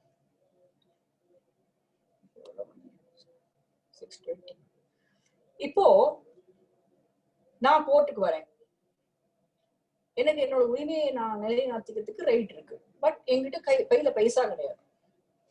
அப்ப நான் என்ன பண்ணணும்? I can file a suit as a pauper. வறியவர் வழக்கு அப்படின்ற ப்ரொவிஷன் இருக்கு. ஸோ வறியவர் வழக்கு நான் தாக்கல் பண்ணிட்டு, ஐயா என்கிட்ட வந்து இவ்வளவுதான் சொத்துக்கள் இருக்கு, 2 பனியன் ஜட்டி, 1 சாரி தான் இருக்கு. கோர்ட்ல வந்து நான் இன்னைக்கு வழக்கு தாக்கல் பண்ணிக்கிறதுக்கு நான் இவ்வளவு ரூபாய் நான் கோர்ட் ஃபீஸா ஒட்டணும், என்னால ஒட்ட முடியல, ஆகவே தயவு செய்து நீங்க எனக்கு இந்த என்னோட வழக்கை வந்து நீங்க வறியவர் வழக்கா ஏற்றுக்கொண்டு நடத்தி தருமா கேட்டுக்கிறேன். நம்ம போடுறோம். So court will issue notice to the government leader. Government லீடர்ல வந்து அவங்க லோக்கல் கலெக்டரோ தாசில்தாரோ வந்து நம்மளை விசாரிச்சுட்டு இவங்களுக்கு சொத்து பத்து இருக்கா, அவங்களோட டாக்குமெண்ட்ஸ் எல்லாம் பார்த்துட்டு அவங்க ஒரு ரிப்போர்ட் போடுவாங்க. அந்த ரிப்போர்ட் பேஸ் பண்ணி கோர்ட் வில் அலோவ். சப்போஸ் நான் என்ன வறியவர் தான், ஆமா அந்த அம்மா அவங்களுக்கு வந்து பணம் கிடையாது கோர்ட் ஃபீஸ் ஓட்டுறதுக்கு, ஆனாலும் அவங்களோட வழக்கை எடுத்து நடத்துறோம், நடந்து முடியும் போது தீர்ப்பு சொல்லப்படும் போது கோர்ட் வில் டிசைட். நான் ஜெயிச்சேன்னா எதிர்வாதி வந்து என்னோட கோர்ட் ஃபீஸை கட்டணும், நான் தோத்து போனேன்னா நான் தான் தலையடுக்க வச்சாலும் கோர்ட் ஃபீஸை ஓட்டணும். இப்ப நான் இந்த இது மேல இருந்து நான் அப்பீல் ஃபைல் பண்றேன்னு வச்சுக்கோங்க. அப்பீல் ஃபைல் பண்றதுக்கு நான் கோர்ட் ஃபீஸ் ஓட்டலைன்னா எனக்கு டிகிரி காப்பியே கொடுக்காது. So unless I pay the court fee, I'll not be in a position to file an appeal. அப்போ என்ன பண்ணுவோம், நாங்க அப்பீல் அங்க ஜட்மெண்ட், அதனாலதான் இப்ப டிகிரி கிடைக்கலனாலும் ஜட்மெண்ட் வச்சு அப்பீல ஃபைல் பண்ணிட்டு we ask for stay of the decree and save ourselves. So வறியவர், அதாவது கோர்ட் ஃபீ இல்லைன்னா கூட கோர்ட்ல வந்து நம்ம வந்து வழக்கு நடத்தக்கூடியதுக்கான ஒரு வாய்ப்பை வந்து சிபிசில கொடுத்துருக்குறாங்க. நெக்ஸ்ட் வந்து ஒரு மைனர் இருக்காரு, இல்லைன்னா ஒரு மென்டலி அன்சவுண்ட் பர்சன் இருக்காரு, அவர் எப்படி வழக்கு தாக்கல் பண்றது, அவர் வச்சு வழக்கு தாக்கல் பண்ண முடியுமா அப்படின்னு கேட்டாங்க. Yes, you can file. That is also provided under the CPC, suits by minors and unsound minor. இதுல என்னன்னா ஒரு ட்ரிக்கி சிச்சுவேஷன் ஒரு கேஸ்ல வந்தது. இப்ப மைனர் அண்ட் அன்சவுண்ட் மைனா யாரு? இப்ப மைனர் இருக்கான்னா அவனுக்கு அப்பா அம்மா இருக்கலாம், நேச்சுரல் கார்டியன் இருக்கலாம். யாருமே இல்லை அப்படின்னாக்க யார் வந்து அந்த குழந்தைய பாத்துக்கிறாங்களோ அவங்க கோர்ட்ல மனு கொடுக்குறோம், இந்த மாதிரி வந்து இந்த கேஸை நான் நடத்தணும், இந்த மைனரோட வெல்ஃபேர் கோசரம் நான் வழக்கு போட்டிருக்கேன், நீங்க என்ன கோர்ட் கார்டியனா அப்பாயிண்ட் பண்ணுங்க, நான் அதுக்கோசரம் கேஸ் நடத்துறேன் அப்படின்னு சொல்லிட்டு கார்டியன் அப்பாயின்மெண்ட் அந்த கேஸுக்கு மட்டும் வாங்கிட்டு கேஸ் நடத்தலாம். அதே மாதிரி அன்சவுண்ட் மைண்ட், மூளை சரியில்லாதவர்களுக்கு நடத்தலாம். ஒரு சிச்சுவேஷன் என்ன வந்ததுன்னா, அவங்க மூளை சரியில்லாதவங்க சொல்ல முடியாது. அது வந்து அவங்க அந்த வீட்டுல அந்த அம்மா அவங்க வீட்டுல எல்லா வேலையும் செய்வாங்க, வந்து சமைக்குவாங்க, எல்லாம் பண்ணுவாங்க. ஆனா அவங்களுக்கு வந்து ஒரு கேட்டா பதில் சொல்லுவாங்க எல்லாம். ஆனா அவங்களுக்கு வந்து அசடன் நம்ம தமிழ்ல சொல்லுவோம், அதுக்கு வந்து is no definition in English. அவங்களுக்கு வந்து எப்படி கோர்ட் கார்டியன் அப்பாயிண்ட் பண்ண முடியும்? அவங்க மைனரும் கிடையாது, அன்சவுண்ட் மைண்டும் கிடையாது.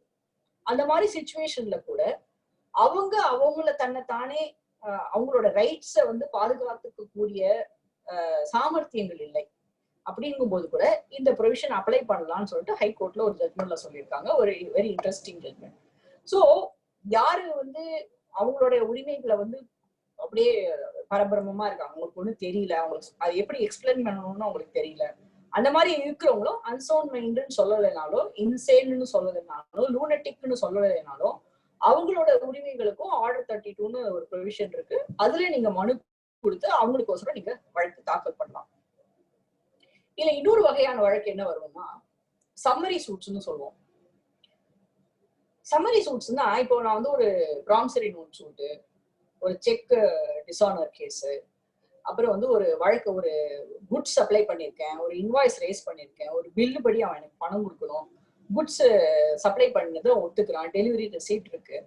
ஸோ இதுக்கெல்லாம் நம்ம நார்மல் வழக்கு போட்டோம்னா அவங்க டிஃபெண்ட் போட்டு ட்ரையல் நடத்தி எல்லாம் பண்ணணும். அதெல்லாம் தேவையே இல்லை. இந்த மாதிரி ஒரு கேஸ்கள்ல வந்து நீங்க வழக்கு போட்டீங்கன்னா சம்மரி சூட்னு ஒரு கான்செப்ட் இருக்கு. அதாவது நம்ம இன்னைக்கு தெரியும், இந்த மாதிரி நான் ஒரு சரக்கு சப்ளை பண்ணேன், இதான் இன்வாய்ஸ், டெலிவரி ரெசிப்ட் இது, அவர் எனக்கு இவ்வளவு ரூபாய் கொடுக்கணும் அப்படின்னு சொல்லி நான் வழக்கு போடுறேன். அதாவது கோர்ட் ஆல்ரெடி எங்களுக்குள்ள என்ன கொடுக்க வேண்டியதுங்கிறது தீர்மானிக்கப்பட்ட ஒரு பிக்சட் அமௌண்ட்டுக்கு நான் வழக்கு போடலாம்.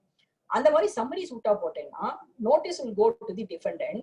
அவர் வந்து இப்ப சொல்லணும், இது வந்து இந்த வழக்கு தள்ளுபடி பண்ணக்கூடிய லாயக்கானது, இதுக்கு எனக்கு வந்து ரைட் ஆஃப் டிஃபென்ஸ் இருக்கு, நீங்க எனக்கு ரைட் டு டிஃபெண்ட் கொடுங்கன்னு சொல்லி அவர் கேட்டப்புறம் அவர் கொடுக்கக்கூடிய டிஃபென்ஸை ஒத்துக்கிட்டாதான் வந்து கேஸ் இது பண்ணாங்க. ஏன்னா அவருடைய டிஃபென்ஸ்க்கு ரைட்டே கிடையாதுன்னு சொல்லிட்டு ஸ்ட்ரெயிட்டாவே சூட் டிகிரி ஆகும்.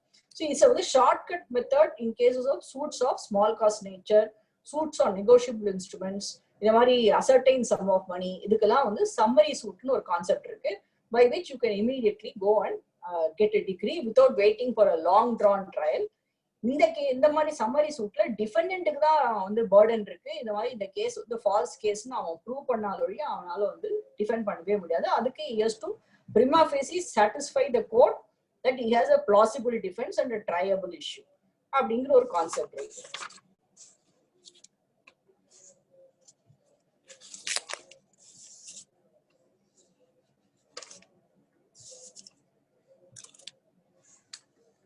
அதே மாதிரி இப்போ எக்ஸிகியூஷன் வரும்பொழுது, எக்ஸிகியூஷன்ல நம்ம ப்ராப்பர்ட்டி ஏலத்துக்கு கொண்டு வரோம், வந்து அட்டாச்மெண்ட் பண்றோம், அப்புறம் வந்து பொசிஷன் எடுக்க போறோம். நம்ம என்ன நினைச்சு போறோம், எதிர்வாதிக்கு ரைட் இல்ல, அவரோட உரிமையை வந்து இல்லைன்னு தீர்மானம் பண்ணினதுனால நம்ம போய் அதை எடுக்கிறோம். ப்ராப்பர்ட்டி ஏலத்துக்கு கொண்டு வந்து ப்ராப்பர்ட்டி இரேஸ் பண்ணும்பொழுது அது ஜட்மெண்ட் டெட்டாரோட ப்ராப்பர்ட்டி, எதிர்வாதியோட ப்ராப்பர்ட்டின்னு நினைச்சு நம்ம ஏலத்துக்கு கொண்டு வரோம். அந்த மாதிரி சமயங்கள்ல, அதாவது அட்டாச்மெண்ட் பண்ணும் பொழுதோ, இல்லாட்டி ஏலத்துக்கு கொண்டு வரும் பொழுதோ, இல்லாட்டி பொசிஷன் எடுக்கும் பொழுதோ, ஆக்சுவலா அந்த ப்ராப்பர்ட்டி அவருக்கு பாத்தியமே கிடையாது, வேற ஒரு மூணாவது மனிதருக்கு தான் பாத்தியம் அப்படின்னு வரும்பொழுது இந்த மூணாவது மனிதரோட உரிமைகள் பறிக்கப்படுகிறது. அப்போ அவருக்கு என்ன ரெமெடி? அவர் தனியாக வழக்கு போடலாமா, இல்லாட்டி இதுலதான் வந்து அவர் கட்சி செய்யணுமா அப்படிங்கிற ஒரு பாயிண்ட் இருக்கு. முன்னாடி எல்லாம் என்ன ஆகும்னா, ஆர்டர் 21 ரூல் 63ன்னு ஒரு ப்ரொவிஷன் இருந்தது. அதுல வந்து இந்த மூணாவது மனிதர் வந்து இதுல வழக்குல சம்பந்தப்படாதவர்னால அவரை வந்து உள்ள சேர்த்துக்க மாட்டாங்க, கட்சியா சேர்த்துக்க மாட்டாங்க. நீ வந்து போய் தனியா வழக்கு போட்டுக்கோ. அந்த மாதிரி ஒரு தனியா வழக்கு போடும்போது என்ன ஆகும்னா, அவர் ஒரு தனியா வழக்கு நடத்தி அது ஒரு கான்ஃபிளிக்டிங் டிகிரி வந்து இந்த வழக்குல இருக்கிற டிகிரியை வந்து அவர் செட்டிசைட் பண்ணி, அது மாதிரி ரொம்ப பிரச்சனைகள் ஜாஸ்தியான அப்புறம் தான் 1976ல ஒரு ப்ரொவிஷன் கொண்டு வந்தாங்க.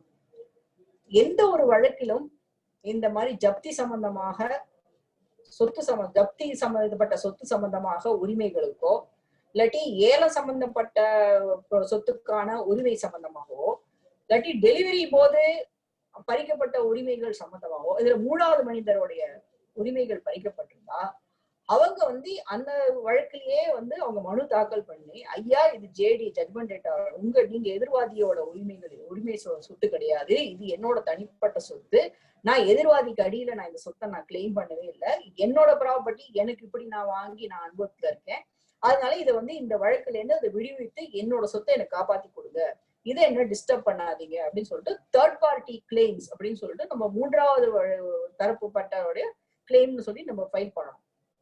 ஃபைல் பண்ணோம்னா இப்ப நம்ம தனிப்பட்ட முறையில நம்ம எப்படி வழக்கு போட்டு நம்ம கேஸ் நடத்துறோமோ அதே மாதிரி இந்த வழக்கும் நம்ம நடத்தி அதுல வந்து கோர்ட் தீர்மானம் பண்ணும், இந்த மூன்றாவது தேர்ட் பார்ட்டியோட ப்ராப்பர்ட்டியா இல்ல இதுல இருக்கிற டிஃபெண்டரோட ப்ராப்பர்ட்டியான்னு தீர்மானம் பண்ணும். டிஃபெண்ட் ப்ராப்பர்ட்டின்னு சொன்னாக்க உங்க மனு அந்த தேர்ட் பார்ட்டியோட டிஸ்மிஸ் பண்ணிட்டு ஏற்கனவே அவங்க நடத்தின ஏலத்தையோ அட்டாச்மெண்ட்டையோ ஊர்ஜிதம் பண்ணி ப்ரொசீட் பண்ணுவாங்க.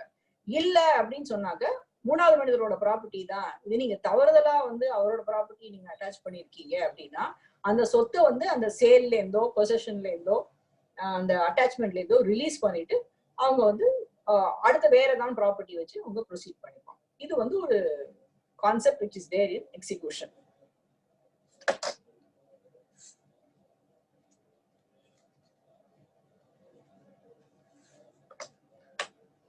ஒரு இம்பார்ட்டன்ட் ப்ரொவிஷன் எப்படி இருக்குன்னா, இப்போ நான் கேஸ் ஃபைல் பண்றேன், எங்களுக்குள்ள காம்ப்ரமைஸ் ஆகுது. ஆர்டர் 23ன்னு ஒரு கேஸ். இப்போ நான் கேஸ் ஃபைல் பண்றேன், அதில் நான் நிறைய ரிலீஃப் கேட்கறேன். நான் எனி டைம் ஆஃப் த கேஸ்ல வந்து ஏதாவது ஒரு ரிலீஃபை நான் கிவ் அப் பண்ணிட்டு இது போட்டு நான் ரெஸ்ட்ரிக்ட் பண்ணிக்கிறேங்க, இந்த எனக்கு ரிலீஃப் வேண்டாம் அப்படின்னு சொல்றதுக்கு வாய்ப்புகள் இருக்கு. நான் எல்லாத்தையும் ஒரு தடவை போட்டேன் அப்படின்னா நடத்தணும்னு இல்லை, I can give up any relief. இப்போ நான் இன்னொரு ஒரு எதிர்பார்ட்டியோட நான் கை குலுக்கிட்டு ஓகே எங்களுக்குள்ள நாங்க காம்ப்ரமைஸ் பண்ணிக்கிறோம் அப்படின்னு சொல்றோம். ஸோ காம்ப்ரமைஸ் பண்ணிக்கலாம். காம்ப்ரமைஸ் பண்ணிக்கலாம்னா இப்போ 2-3 டிஃபெண்டன்ஸ் இருந்தா நான் ஒருத்தரோட காம்ப்ரமைஸ் பண்ணிட்டா கூட மிச்சவங்களை கட்டுப்படுத்தாது, அவங்கள பொறுத்த வரைக்கும் நம்ம கேஸ் நடத்தணும். இப்போ ஒரு டிஃபெண்ட் தான் இருக்கா, எல்லாரோடையுமே நான் காம்ப்ரமைஸ் பண்ணிட்டு முடிச்சுட்டேன், காம்ப்ரமைஸ் டிகிரியும் ஆயிடுச்சு. இப்போ திடீர்னு டிஃபெண்டோ இல்லாட்டி பிளெயின்டிஃபோ ஐயா இந்த காம்ப்ரமைஸ் வந்து என்னை ஏமாத்தி கையெழுத்து வாங்கிட்டாங்க, நான் வந்து என்ன ஏதோ இது பண்ணிட்டாங்க, நான் வந்து முழு சம்மதி இல்லை, நான் வந்து இந்த காம்ப்ரமைஸை நான் எழுதிக்கவே இல்லை அப்படின்னு சொல்லி சொன்னாங்க. அப்ப அவருக்கு ரெமெடி என்ன? ஆர்டர் 23 ரூல் 3A அது என்ன சொல்றான், இந்த மாதிரி ஒரு ஏன்னா ஒரு காம்ப்ரமைஸ் டிகிரி எப்படி ஏற்படும் அப்படின்னா, 2 பேருமே காம்ப்ரமைஸ் மெமோ ரெடி ஃபைல் பண்ணி அவங்க அட்வொகேட் கையெழுத்து போட்டு கோர்ட்ல ஆஜராகி ஆமா ஐயா நாங்க இந்த காம்ப்ரமைஸ்ல கையெழுத்து போட்டோம், வாஸ்தவம் தான், இதுபடி நீங்க தீர்ப்பு பண்ணலாம் அப்படின்னு நம்ம ஜட்ஜு முன்னாடி ஒத்துந்தப்பறம் தான் டிகிரி ஏற்படுறது. அதனால அதுக்கு வந்து பவர் ஜாஸ்தி. அப்போ அதை வந்து நீங்க ஒரு பார்ட்டி வந்து திடீர்னு இல்ல பல்ட்டி அடிச்சுட்டு இல்ல எனக்கு இது வேண்டாம், நான் வந்து இந்த காம்ப்ரமைஸ் டிகிரி படி நான் ஒத்துக்க போறது இல்லை, அதனால நீங்க எனக்கு கேன்சல் பண்ணி கொடுங்க அப்படின்னா இன்னொரு ஒரு கோர்ட்ல போய் கேஸ் போட முடியாது, பண்ண முடியாதுன்றது ஆர்டர் 23 ரூல் 3A சொல்றாங்க. சரி ஃபைல் பண்ண முடியல. ஆனா சில சமயங்கள்ல there has been occasion where there has been some fraud also on the part of the parties. அல்ல அப்போ அந்த மாதிரி சிச்சுவேஷன்ல எனக்கு அப்பீல் போடவும் உரிமை கிடையாது. சோ நான் என்ன பண்ணுவேன்னா, எந்த கோர்ட்ல நம்ம காம்ப்ரமைஸ் டிகிரி ரெக்கார்ட் ஆச்சோ அவங்க கிட்டயே போய் நான் மனு போட்டு இந்த மாதிரி காம்ப்ரமைஸ் டிகிரியை வந்து இந்த மாதிரி ஃப்ராடுலண்டா வாங்கியிருக்காங்க, இந்த கோர்ட்டையே ஏமாற்றப்பட்டிருக்கு, என்னால இந்த டிகிரியை செட்டிஸ்ஃபை பண்ணுங்கிற ரெமெடி தான் நமக்கு ப்ரொவிஷன் கொடுக்குதே ஒழிஞ்சு நமக்கு தனிப்பட்ட முறையில வழக்கு போடுறதோ காம்ப்ரமைஸ் டிகிரி மேல அப்பீல் ஃபைல் பண்றதுக்கோ உரிமைகள் கொடுக்கப்படல.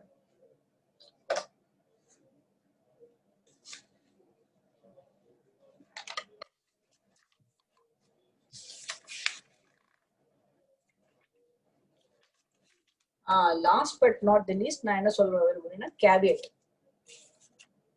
கான்செப்ட் ஆஃப் கேவியட்னு ஒண்ணு உண்டு. என்னன்னா, எனக்கும் ஒரு பார்ட்டிக்கும் சண்டை வருது, அவர் வந்து என்ன கேட்காம திடீர்னு எனக்கு எதிராக ஏதாவது ஒரு தீர்ப்புகள் வாங்கிட போறாரு அப்படிங்கிறதுக்காக முன்ஜாக்கிரதையா நான் என்ன பண்ணுவேன், இந்த மாதிரி ஒருவர் இந்த வழக்கு சம்பந்தப்பட்டவர் வந்து என் மேல தாக்கல் பண்ணினாக்க என்ன கேட்காம எந்தவித உத்தரவுகளும் பிறப்பிக்க கூடாது அப்படின்னு சொல்லிட்டு ஒரு மனு கொடுக்குறேன். அந்த மனுக்கு பேர் தான் கேவியட். அதாவது முன் ஜாக்கிரதையாக முன்னாடியே ஒரு ஷீல்டு, ஒரு நம்ம சண்டை போடும்போது ஒரு ஷீல்டு வச்சுக்கிறோம் இல்லையா, அந்த மாதிரி ஷீல்டுன்னு வச்சுக்கோங்க. கேவியட்னா இட்ஸ் லைக் எ ஷீல்டு. அதை வந்து நான் முன்னாடியே போய் நான் பதிவு பண்ணி வச்சுக்கிறேன். ஸோ நாளைக்கு அவருக்கு எதிர்பார்த்து கேஸ் ஃபைல் பண்ணும்போது எனக்கு அறிவிப்பு கொடுத்துருவாங்க. அறிவிப்பு கொடுத்தப்பறம் court can hear me before passing any interim order. Interim order மட்டும் தான். இப்ப வெறும் வழக்கு ஃபைல் பண்றாருன்னா அப்ப caveat is not relevant. Case file பண்ணிட்டு பெண்டிங் தட் இடைக்கால உத்தரவுகள் ஏதாவது பிறப்பிக்கப்படணும் அப்படின்னாக்க இது கேவியட்டார் ஃபைல் பண்ணியிருந்தானா, இந்த மாதிரி ஃபைல் பண்ணியிருந்தாருன்னா அவருக்கு நோட்டீஸ் கொடுத்து அறிவிப்பு கேட்டப்பறம் தான் பண்ண முடியும். ஸோ எனக்கு தெரியும், எனக்கு என் பக்கத்து வீட்டுக்காருக்கும் சண்டை வருது, அவர் எங்கேயான்னு போய் ஏதாவது இடிச்சு பிடிச்சி ஏதாவது ஆர்டர் வாங்கிட்டு போறாருன்னா நம்ம போய் கேவியட் ஃபைல் பண்ணிக்கிறது. செக்ஷன் 148A of CPC ஒரு ப்ரொவிஷன் இருக்கு, which helps you to go and file a caveat to forestall any ex parte orders against you.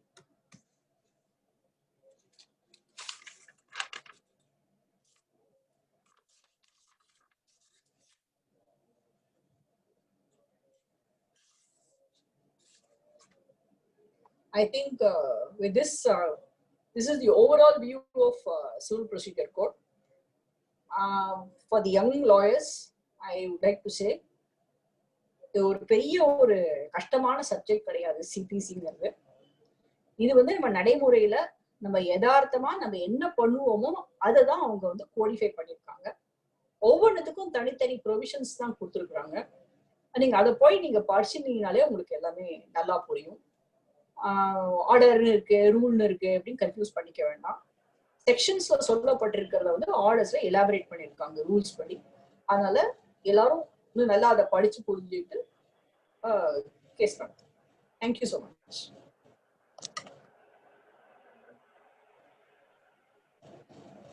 We can go for questions, madam.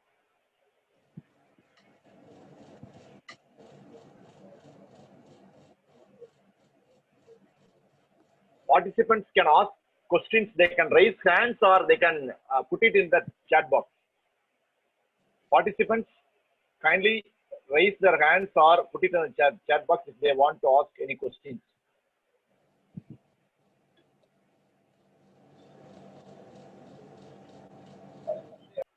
I request Dharmaraj. Dharmaraj, can you hear?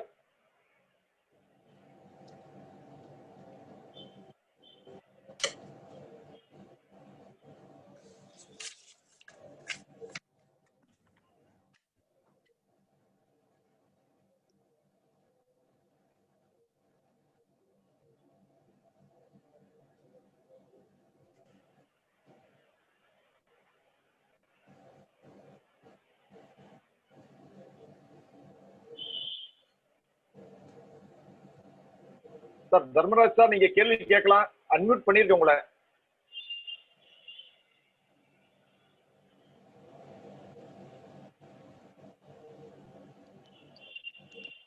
Sir Vetrivel sir.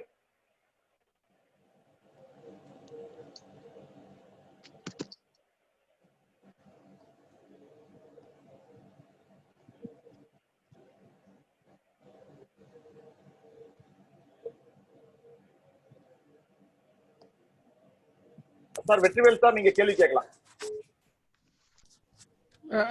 No more questions. Very good of the class. I appreciate you, madam. Okay, Thank you. Thank you. Thank you.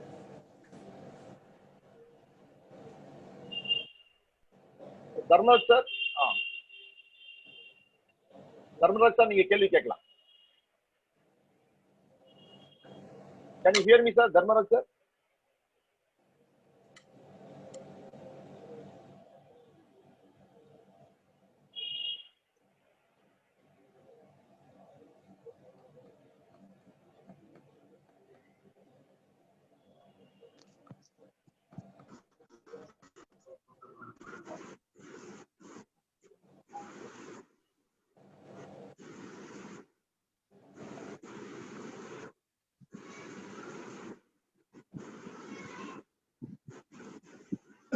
Nithya madam. Hello ma'am, good evening ma'am. ரொம்ப super ma'am. Thank you. புரிஞ்சா சரி, அவ்வளவுதான். Ma'am ரொம்ப யூஸ்ஃபுல்லா இருந்துச்சு. Ma'am தமிழ்ல நடத்துறீங்க, ரொம்ப புரிஞ்சிச்சு. சில நேரம் டவர் இல்லைன்னா கூட நீங்க சொல்ற வந்த விஷயம் எங்களுக்கு லாங்குவேஜ் ப்ராப்ளம் இல்லாம இருந்துச்சு மேம். ரொம்ப thank you very much ma'am. Summary procedure ma'am, அதாவது செக்கிங் சொல்லுங்க. ப்ரொசீஜர் இருக்குல்ல ma'am, summary procedure summary procedure summary ப்ரொசீஜர்லயே கொண்டு வந்துடலாமா மேம்? எதுவா?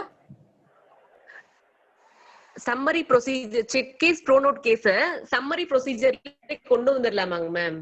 கொள்ளலாம் மேம். அதே மாதிரி சிஆர்பிசில ஒரு ப்ரொவிஷன் இருக்குல்ல மேம், அதாவது சிஆர்பிசில அதாவது அந்த 2 years பனிஷ்மெண்ட் எல்லாமே சம்மரி ப்ரொசீஜர்ல கொண்டு வந்துடலாம்னு சொல்றாங்கல்ல மேம். 262ல கிரிமினல் ப்ரொசீஜர் சிஆர்பிசில சிபிசி வராது, சிபிசி வரப்போ சிஆர்பிசி வராது. ஆனா சம்மரி ப்ரொசீஜர் ரெண்டுமே வந்திருக்குல மேம். சம்மரி ப்ரொசீஜர் அது வேற இது வேற. கிரிமினல் ப்ரொசீஜர் கோடு இதையும் கன்ஃபியூஸ் பண்ணிக்காதீங்க. Criminal procedure code is on a different issue, CPC will on be a different issue. அதுல சொல்ற ஜட்ஜ்மெண்ட் வந்து சிபிசில சொல்ற ஜட்ஜ்மெண்ட் பைண்ட் பண்ணாது. ரெண்டுமே ஒரே செக் கேஸா இருக்கும். அந்த செக் கேஸ்ல வந்து கிரிமினல் ப்ரொசீஜர் கோட்ல வந்து அது ஃபோர்ஜரின்னு டிஃபென்ஸ் எடுத்து ஜெயிச்சிருப்பான். ஆனா அதே ஃபோர்ஜரின்ற ப்ளீடிங் வந்து இங்க தோக்கிறதுக்கு வாய்ப்பு இருக்கு, இங்க ஜெயிக்கிறதுக்கு வாய்ப்பு இருக்கு. அதனால criminal procedure code is different, CPC is different. ரெண்டு பேருக்கும் ஒரே பார்ட்டியா இருந்தா கூட டிஃபரெண்ட் வாய்ப்புகள் இருக்கு. சம்மரி ப்ரொசீஜர்ல வந்து லிக்விடேட்டட் சம் ஆஃப் மணின்னு சொல்லுவோம். அதாவது அசர்டைன் சம் ஆஃப் மணி இருக்கணும். இப்ப டேமேஜஸ் கேட்கறேன்னா அசர்டைன்மெண்ட் கிடையாது. இப்ப எனக்கு ஒரு சொத்து நான் வந்து ஒரு வந்து குட்ஸ் டெலிவர் பண்ணிருக்கேன்னா அதுல இன்வாய்ஸ் இருக்கு, அது ஃபிக்ஸட் சம் ஆஃப் மணி இவ்வளவு ரூபாய் வரணும் வித் இன்ட்ரெஸ்ட். செக்குனாக்க செக்ல எவ்வளவு அமௌண்ட்னு ஃபிக்ஸட் அமௌண்ட் இருக்கு. ப்ராமிசரி நோட்னா ப்ராமிசரி நோட்ல எவ்வளவு அமௌண்ட் இருக்கு. இதெல்லாம் வந்து you can file it as a summary suit. Thank you very much. Thank you ma'am. Senthil Kumar sir. Yes, good evening ma'am. This is Senthil Kumar from Coimbatore. சொல்லுங்க.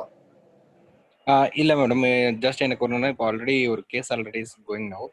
என்னன்னா பேஸ்டான settlement 2007 வந்துட்டு என்னன்னா ஒரு செட்டில்மெண்ட் டீடு எழுதின மாதிரி ஒரு எழுதி ரெஜிஸ்டர் பண்ணியிருக்காங்க. I think July 2017. After 7 months unexpected that lady is settlement எழுதினாங்கன்னு சொன்ன லேடியோட ஏஜ் பார்த்தீங்கன்னா அப்போ 85. பட் அவங்களோட ஸ்டாண்ட் என்னன்னா இப்போ வரைக்கும் நான் வந்து எந்த ரெஜிஸ்டர் ஆஃபீஸ்லும் போய் நான் வந்து சைன் பண்ணல அப்படின்றத சொல்லியிருக்காங்க. ஆஃப்டர் தட் பார்த்தீங்கன்னா 2008 பிப்ரவரியில வந்துட்டு ரிஜிஸ்டர்ட் பக்கத்துல இருந்தவங்க வந்து என்னன்னா இந்த மாதிரி எனக்கு பொண்ணுக்கு எழுதி கொடுத்தியாம அப்படின்ற மாதிரி கேள்வி கேட்கும்போது they will straightly go to register office. ரெஜிஸ்டார்ட்ட போய் அவங்க வந்து கேட்குறாங்க, இந்த மாதிரி நான் எதுவுமே எழுதி கொடுக்கல சாமி, லோனுக்குன்னு சொல்லி என்கிட்ட வீட்டில் கையெழுத்து வாங்கிட்டு வந்தாங்க, பார்த்தேன்னா இப்போ எழுதி கொடுத்தா வச்சிருக்காங்கன்னு சொல்லி ரிஜிஸ்டார்ட்ட they submitting is oral complaint. Immediately the registrar also cancel the settlement date. அவர் என்ன செஞ்சுட்டாருன்னா அந்த டைம் ஆஃப்ல அம்மாவுக்கு வந்துட்டு சப்போர்ட் பண்ணல, அதனால அந்த டீடை கேன்சல் பண்றேன்னு his cancel the settlement deed on 2008. இப்போ இந்த லேடி என்ன பண்ணிட்டாங்கன்னா against the cancel of the deed against her, he is filing his suit in 2008. He is claiming only for injection in the permanent injection because என்னன்னா 2007 எங்க அம்மா கொடுத்தாங்க, அதுக்கு முன்னாடி நான் வீடு கட்டினா நான் இங்கே தான் இருக்கேன் அப்படின்னு சொல்லி they will take a stand in the first injection. After 5 years, I think 2013 he is again filing one amendment petition. அந்த அமெண்ட்மெண்ட் பெட்டிஷன் என்ன கேட்குறாங்கன்னா டோட்டலி வந்து என்னன்னா எங்க அம்மா எனக்கு கொடுத்ததுக்கு முன்னாடி தான் கேன்சல் பண்ண டீடு வந்து செல்லாதுன்னு சொல்லி டிக்ளேர் பண்ணுங்க சொல்லி the rise the question in 2013 after 5 years. பண்ணலாம் சார், அவர் கேட்கவே வேண்டாம். அது யார் அட்வைஸ் பண்ணான்னு என்ன பொறுத்த வரைக்கும் அமெண்ட்மெண்ட்டே தேவையில்லை. he can ask. அது only declaration is void, அவ்வளவுதான். ஏன்னா இவருக்கு ஏறி கொடுக்கப்பட்ட செட்டில்மெண்ட் டீடுக்கு அப்புறம் தான் அந்த செட்டில்மெண்ட் டீடே வருது. சோ அந்த அம்மா தான் இவரோட செட்டில்மெண்ட் டீடை கேன்சல் பண்ணணும் அப்படின்ட்டு அவங்க தான் வழக்கு போடணுமே வெஞ்சி இவங்க போய் சூமோட்டோ கேன்சலேஷன்லாம் பண்ண முடியாது. எஸ், அந்த ரீவோகேஷன் வந்து நல்லண்டா ஆயிடுன்னு சொல்லி தான் கேட்குறாங்க. யாருன்னா ஃபர்ஸ்ட் அந்த சுட் பிளைண்டிஃப் தாராளமா கேட்கலாம். அது ஒன்றும் லிமிடேஷன் கிடையாது, ஒன்றும் கிடையாது. அது அவர் கேட்கணுன்றது அவசியம் இல்லை, கேட்டாலும் ஒன்றும் தப்பு கிடையாது. Okay okay. இப்போ என்னன்னா இந்த நாங்கள் எடுக்கிற கிரவுண்ட்ஸ் என்னன்னா வந்து இப்போ நான் ஆல்ரெடி இந்த ப்ரீவியஸ் அவங்க இன்ஜெக்ஷன் போட்டப்போ இஷ்யூஸ் ஃப்ரேமிங் எப்படி பண்ணியிருக்காங்கன்னா ஃபர்ஸ்ட் வந்து இந்த செட்டில்மெண்ட் டீட் இஸ் வேலிடா இல்லைன்ற மாதிரி ஒரு 5 இஷ்யூஸ் ஃப்ரேம் பண்ணியிருக்காங்க. ஆஃப்டர் அமெண்ட்மெண்ட் பார்த்தீங்கன்னா அதர் ஜட்ஜஸ் வந்து they will raising only 2 issues only framing. ஏன்னா இந்த இடத்துல வந்து இந்த செட்டில்மெண்ட் இஸ் வேலிட் ஆர் நாட்ன்றது எங்கேயுமே ரைஸ் பண்ணாம இவங்க இந்த பொசிஷன்ல இருந்தாங்களா, ஆஃப்டர் தட் வந்து இவங்களுக்கு கேட்கக்கூடிய பிரேயர்ஸ் வேலிடா அப்படின்ற மட்டும் போட்டு இஷ்யூ ஃப்ரேம் பண்ணி எக்ஸ்பார்ட் ஆர்டர் இஷ்யூ பண்றாரு. எக்ஸ்பார்ட் ஆர்டர்ல பாத்தீங்கன்னா ஆல்ரெடி நீங்க சொன்னீங்க, எனக்கு அதனால ஜஸ்ட் வந்து டாக்குமெண்ட் பேஸ் பண்ணி they are not giving a degree. சிம்பிளா வந்து என்னன்னா எவிடன்ஸ் எடுத்திருக்காங்க, ஆஃப்டர் தட் இந்த பேஸ்ல மார்க் பண்ணிருக்கேன், ஸோ இதை வச்சு நான் டிகிரி பாஸ் பண்றேன்ற மாதிரி தான் டிகிரி பாஸ் பண்ணிருக்காங்க. Exported degree. We are now entry to exported degree against. We are also filing a set aside petition. Now is going now. Setting aside போலாம், அது மேல அப்பீலும் ஃபைல் பண்ணலாம். Yes, now is going set aside petition. Already we are getting a revision petition from the High Court regarding this lady is more than 100 years now. The age is 102. Okay. This right. Hello. Yeah. Now is in the timing of quarantine time னால அது வந்து the litigation is going a very long period now. இப்போ என்னன்னா எனக்கு ஒரு நிமிஷம், நம்ம இப்போ வந்து சிபிசில பேசிட்டு இருக்கோம். இது வந்து நீங்க பிரைவேட்டா நீங்க அப்புறமா வந்து கன்சல்ட் பண்ணுங்க. ஓகே, இது nothing to do with CPC இல்லையா? மிச்சவங்க எல்லாம் வெயிட் பண்றாங்க, நம்ம அவளுக்கு பதில் சொல்றோம். அப்புறம் பேசலாம். Ponram sir. Yes yes from Tiruppur. பேசலாங்களா? பேசலாம். வணக்கம்மா, நல்லா இருந்துச்சு வகுப்பு. தேங்க்யூ. எனக்கு இந்த செக்ஷன் 144ல ஒரு சின்ன கொஸ்டின். ரெஸ்டியூஷன், அதாவது சூட் அப்பீல் போனா ரெஸ்டியூஷன் போடலாங்க. எக்ஸ்பார்ட்டி டிகிரி வச்சு கோர்ட் சேல் முடிஞ்சிருச்சு. எக்ஸ்பார்ட்டி டிகிரி அதை ஒட்டி மறுபடியும் ரெஸ்டோர் பண்ணி சூட் நடத்தினா சூட் டிஸ்மிஸ்டுங்க.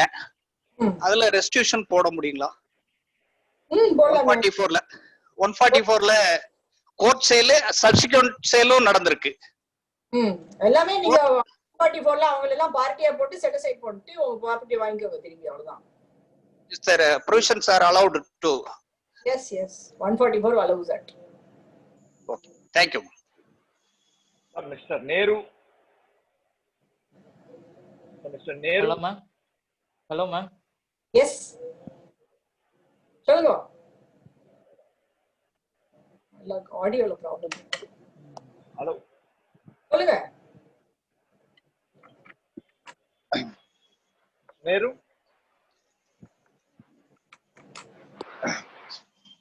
கேக்குதா? பேசுங்க. மேம் பேசுங்க. மேம் நல்லா எக்ஸ்பிளைன் பண்ணிருந்தீங்க மேம். Thank you ma'am. சரி ma'am, can you kindly please explain about 145 and 146 provision? ஆமா, 145 and 146 அந்த ப்ரொவிஷன் வந்து இன்னொரு தடவை சொல்றீங்களா ma'am? 145 146 sir. Yeah ma'am.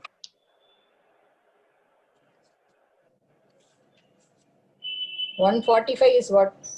Enforcement of liability of surety. 146 வந்து proceedings by or against representatives. என்ன வேணும் உங்களுக்கு அதுல? மேம், அந்த 145ல வந்து லைபிலிட்டி ஷூரிட்டி சொல்லியிருந்தீங்களா மேம்? அது வந்து ரெஸ்டியூஷன் அந்த அப்பீல் சைடு அந்த ப்ரொசீஜர் சொல்லுங்க. அது வந்து 144 பா. ரெஸ்டிடியூஷன்ங்கிறது 144. Okay ma'am. 145ங்கிறது வந்து enforcement of liability of surety. 146 வந்து ப்ரொசீடிங்ஸ் அகைன்ஸ்ட் லீகல் ரெப்ரசன்டேட்டிவ்ஸ். உனக்கு எதுக்கு டவுட் இருக்கு? 145 மேம். விட்டுடு, உனக்கு என்ன வேணும்னு சொல்லு. நீ செக்ஷனை விடு. நான் செக்ஷன் அதனால தான் நான் டிஸ்கஸ் பண்ணவே இல்லை, நான் ஜென்ரலா சொன்னேன். நீ நீ உனக்கு எந்த பொசிஷன்ல நீ செக்ஷனை விட்டுட்டு கரெக்டா சொல்லு, உனக்கு என்ன வேணும்? அந்த ஒரு எக்ஸ்பர்ட் டிகிரி கொடுக்குறாங்க, அது அகைன்ஸ்ட் வந்து அப்பீல் போகிறோம். அப்பீல் போயிட்டு அந்த செட்டிசைட் பண்ண சொல்றாங்க. பட் 144ல வந்து அதே செட்டிசைடு அந்த ரெஸ்ட்ரிக்ஷன் வருது, 145ல ரெஸ்ட்ரிக்ஷன் வருது. இது என்ன?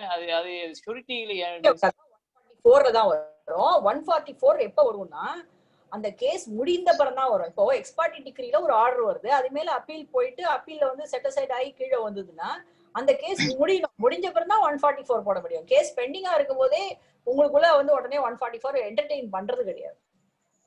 நம்ம அப்ளிகேஷன் போடலாம், போடக்கூடாதுன்னு இல்லை. என்ன பண்ணுவாங்கன்னா அந்த அப்ளிகேஷனையும் சூட்டையும் சேர்த்து நடத்திட்டு கேஸை டிஸ்மிஸ் பண்ணும்போது 144 அலோவ் பண்ணுவாங்க.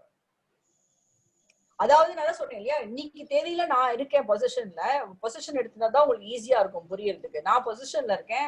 Plaintiff files a case against me. Case is decreed in his expertise degree வாங்கி எங்கிட்ட பொசிஷன் எடுத்துக்கிட்டாரு. இப்போ அப்பீல் ஃபைல் பண்றேன் நான் வந்து எக்ஸ்பர்ட்டி டிகிரி செட் அசைட் பண்ண பெட்டிஷன் போடுறேன். It gets dismissed. I file an appeal.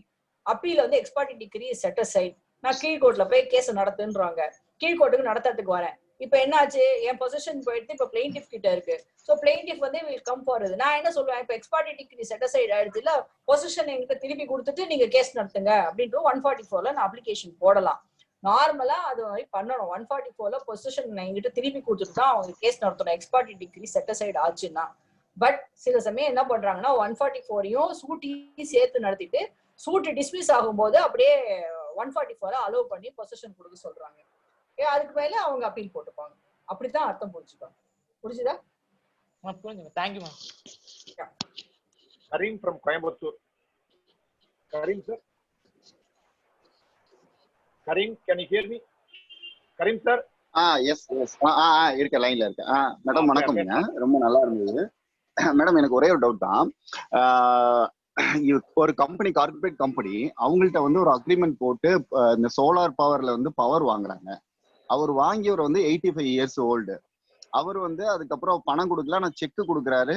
அந்த செக்கை பேஸ் பண்ணி அலகாபாத் அங்க இருக்க டிஸ்ட்ரிக்ட் கோர்ட்ல வந்து கேஸ் ஃபைல் பண்றாங்க. அதுல வாரண்ட் ஆயிருது. வாரண்ட் வந்து போலீஸ் கோயம்புத்தூர்ல எக்ஸிக்யூட் பண்ண மாட்டேங்கிறாங்க. ஏன்னா ஏஜ் ஃபேக்டர்னால பண்ண மாட்டேங்கிறாங்க. இப்போ ரெக்கவரி ஆஃப் மணி ஷூட்டு கோயம்புத்தூர்ல அவங்களோட பிரான்சிஸ் ஆபீஸ் இருக்கு, அதை வச்சு இங்க ஃபைல் பண்ணலாமா? கூடவே வந்து என்ன attachment the property before the judgment அப்ளிகேஷனும் சேர்த்து போட முடியுமா? தேங்க்யூ. அட்டாச்மெண்ட் தாராளமா போடலாம். பட் ஜூரிஸ்டிக்ஷன் இஷ்யூ வந்து செக் எங்க கொடுக்கப்பட்டது, காஸ் ஆஃப் ஆக்ஷன் எங்க அரைஸ் ஆச்சுன்னு பார்த்தா அந்த கோர்ட்டை பார்க்கணும். அது சம்பந்தப்பட்ட கம்பெனியும் கோயம்புத்தூர்ல தான் இருக்கு. கார்பரேட் கம்பெனியோட பிரான்சிஸும் கோயம்புத்தூர்ல தான் இருக்கு. பர்ச்சேஸ் பண்ண அவருடைய ஜூரிஸ்டிக்ஷனும் கோயம்புத்தூர்ல தான் இருக்கு. அப்படின்னா வருமா? நீங்க சப்ளை பண்ணி கேஸ் நடத்தினது இது முதல்ல சப்ளை பண்ணினது முதல்ல அந்த காஸ் ஆஃப் ஆக்ஷன்லாம் எங்க அரைஸ் ஆச்சுன்னு பாருங்க. அப்போ இந்த அதிகார வரம்பு இருக்குன்னா நீங்க கோயம்புத்தூர்ல போட்டு ஏபிஜே கேட்கலாம். Okay, thank you ma'am. Thank you. Balakrishnan madam. வணக்கம் மேடம். ஹலோ. சொல்லுங்க சார். மேடம், ரிவ்யூ ப்ரொவிஷனை பத்தி கொஞ்சம் சொல்லுங்க மேடம். CPC review provision. ரிவ்யூல ரிவ்யூ எப்போ வரும் அப்படின்னா, error apparent on the face of record சொல்லுவோம். அதாவது நம்ம ஜட்ஜ்மெண்ட்டை படிக்கும் பொழுது அதுல வந்து முதல் நோக்கிலேயே வந்து ஆஹா இது இங்க தவறுகள் செய்யப்பட்டிருக்கு, இது வராதே அப்படிங்கிறது அதை படிக்கும் போதே அதுல தெரியும். அதாவது நீங்க ரீசன் அவுட் பண்ணலாம். நீங்க ஜட்ஜ்மெண்ட் வந்து அப்பீல் ப்ரொவிஷனையும் ரிவ்யூவும் பண்ண முடியாது. எரர் அப்பரண்ட் வந்து பேசுவார். இப்போ வந்து ஒரு டேட்டை தப்பா சொல்லினதுனால ஒரு கணக்குல வந்து தப்பு வருது. ஒரு ஷேர் கால்குலேஷன்ல வந்து எல்லா இடத்துலயும் கரெக்டா சொல்லியிருப்பாரு, ஆனா ஒரு இடத்துல வந்து மிஸ்டேக் பண்ணிருக்காரு அப்படின்னா it is an error apparent on the face of record. அதை வந்து நம்ம கரெக்ட் பண்ண முடியும் ரிவ்யூல. நீங்க திருப்பி ரீசனிங் எல்லாம் பாருங்க. இல்லைங்க இந்த எவிடன்ஸை பார்க்காம விட்டுட்டீங்க, நீங்க அந்த எவிடன்ஸை பார்க்காம விட்டீங்க, இந்த டாக்குமெண்ட் நீங்க பார்த்துட்டு நீங்க தப்பா புரிஞ்சுட்டு இருக்கீங்க, இந்த டாக்குமெண்ட் நீங்க செட்டில்மெண்ட் டீட் இல்ல, இது வில்லு, இந்த மாதிரி எல்லாம் ஆர்குமெண்ட் வந்து ரிவ்யூல வராது. ஒரு ஜட்ஜ்மெண்ட்டை படிக்கும் போது முதல் நோக்கிலேயே அதுல வந்து தவறுகள் இருக்கிறது, இத வந்து தவறாக ஒரு நம்பர் சொல்லப்பட்டிருக்கு, தவறாக வந்து ஒரு அனுமானிக்கப்பட்டிருக்கு அப்படிங்கறது வந்து on the face of it பண்ணினாதான் ரிவ்யூ பண்ண முடியும். இல்லைன்னா ரிவ்யூ பண்ண முடியாது. Thank you madam. மாட்டேன் அப்படின்னு ஜட்ஜ் சொல்லிட்டாருன்னா அது மேல உங்களுக்கு ரைட் ஆஃப் அப்பீல் கிடையாது. நீங்க ஒரிஜினல் ஜட்ஜ்மெண்ட் மேலதான் அப்பீல் ஃபைல் பண்ணணும். இந்த ரிவ்யூ பீரியட வந்து நீங்க வந்து கண்டோன் டிலேல எக்ஸ்பிளைன் பண்ணி நீங்க டிலேயோட அப்பீல் ஃபைல் பண்ணணும். ரிவ்யூ மேல அப்பீல் கிடையாது. ரிவ்யூ அலோவ் பண்ணினாருனாலும் திருப்பி ரிவ்யூ அலோவ் பண்ணா என்ன ஆகும், கரெக்ட் பண்ணி ஒரு ஃப்ரெஷ் ஜட்ஜ்மெண்ட் வரும். ஸோ அது மேல நீங்க அப்பீல் ஃபைல் பண்ணலாம். இப்ப ரிவ்யூ பண்ண மாட்டேன்னு சொன்னாக்க ரிவ்யூ பண்ண மாட்டேங்கிறது மேல உத்தரவு மேல அப்பீல் ரைட் கிடையாது. நன்றி madam. Thank you. Vinod sir. Ma'am ரொம்ப லெக்சர் ரொம்ப நல்லா இருந்துச்சு மேம். என்கிட்ட சிபிசியுமே ஒரே லெக்சர்ல கவர் பண்ண மாதிரி இருந்துச்சு மேம். ரொம்ப தேங்க்யூ மேம். என்ன காம்ப்ரமைஸ் டிகிரி வந்துட்டு காம்ப்ரமைஸ் டிகிரி கொடுத்தாங்கன்னா ரெஜுடிகேட் அப்ளை ஆகுமா இல்ல ரெஜுடிகேட் அப்ளை ஆகாம நியூ கேஸ் அதே பேஸ்ல அதே ஃபேக்ட்ல போடலாமான்னு கேக்குறேன். பண்ண முடியாது. சி காம்ப்ரமைஸ் டிகிரிங்கிறது என்னன்னா, it is a contract between parties for which அந்த கோர்ட்டோட அனுமதியோட ஒரு சீலோட அது ஒரு கான்ட்ராக்ட் பிட்வீன் பார்ட்டிஸ். இதுல வந்து பார்ட்டிஸ்க்குள்ள வந்து டிசிஷன் கிடையாது. ரெஸ்டியூடிகேட்டாங்கிறது எப்பன்னா கோர்ட்ல வந்து அவங்க தீர்மானிக்கும் பொழுது அது ரெஸ்டியூடிகேட்டா வரும். ஆனா ரெஸ்டியூடிகேட்டாங்கிற பிரின்சிபல் வரலைனாலும் எஸ்டாபிள் பை கான்டாக்ட், எஸ்டாபிள் பை டீட் அப்படின்ற கான்செப்ட்ல அது அதே பிரின்சிபல் வந்து காம்ப்ரமைஸ் டிகிரியில வரும். நான் ஒரு தடவை நான் சம்மதித்து நான் கையெழுத்து போட்டு கோர்ட்டின் அனுமதியும் அதுக்கு சீலும் கிடைத்து விட்ட பிறகு நான் அதுக்கு கான்ட்ராவா நடந்துட்டு இல்லை நான் காம்ப்ரமைஸ் டிகிரி விட்டுட்டு நான் ஒத்துக்க முடியாது, நான் வேறதான் பண்ண முடியாது. It is a prevention, it is an estoppelனு சொல்லுவோம். it will not come within the definition of restituicata. restituicata எப்போ இன்னொரு டவுட் மேம். restituicata எப்போ சொல்லுங்க. இரு பார்ட்டிகளும் ஒரே மாதிரி நிலைப்பாடுகள் இருக்கும்போது அவங்களுக்குள்ள ஆர்கியூ பண்ணி கேஸ் நடத்தி இஷ்யூஸ் டிசைட் ஆகும் பொழுதுதான் அது ரெஸ்டியூடிகேட் ஆகும். இஷ்யூவே டிசைட் ஆகாம இஷ்யூஸ் ரேஸ் பண்ணிருக்கலாம், டிசைட் ஆகலைனாலும் ரெஸ்டியூடிகேட் வராது. காம்ப்ரமைஸ் டிகிரி இஸ் நாட் ரெஸ்டியூடிகேட்டா, இட் இஸ் an estoppel. 114 இன்னொரு ஓகே மேம். இன்னொரு doubt ma'am. Civil voice break ஆகுது சார். ஹலோ வாய்ஸ் பிரேக் ஆகுது. சார் சிக்னல் பாருங்க. கேக்குதுங்க? ஹலோ எஸ் சொல்லுங்க. ஹலோ சொல்லுங்க சார். மேம், இப்போ சிவில் ஜூரிஸ்டிக்ஷன் ஹைகோர்ட்டுக்கு வந்து ஒரிஜினல் ஜூரிஸ்டிக்ஷன் இருக்கிற மாதிரி ஒரிஜினல் கிரிமினல் ஜூரிஸ்டிக்ஷன் வந்துட்டு ஹைகோர்ட்டுக்கு இருக்கா மேம்? அப்படி இருந்துச்சுன்னா அந்த மாதிரி கேஸ் என்டர்டைன் ஆகிருக்காம இதுக்கு முன்னாடி? ஒரிஜினல் கிரிமினல் ஜூரிஸ்டிக்ஷன் கிடையாது. Okay ma'am, thank you ma'am. Applied jurisdiction. Senthil Kumar. Yes, good evening, ma'am. One small doubt, ma'am. Yes, suit is already filed on 2007. Now, I was going now. இப்போ வந்து இடையில வந்து அவங்க கவுண்டர் எல்லாம் return statement எல்லாம் file பண்ணியிருக்கு. இந்த மீன் டைம்ல இந்த லாங் பேக் அடுத்து நம்ம rejection of client will can apply now. Rejection of claim can be applied at any time. No issue, ma'am. No issues. Oh, yes, thank you.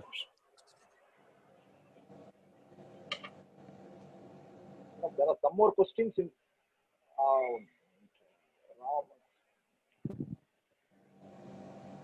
Ramasamy. Mr. Ramasamy, sir.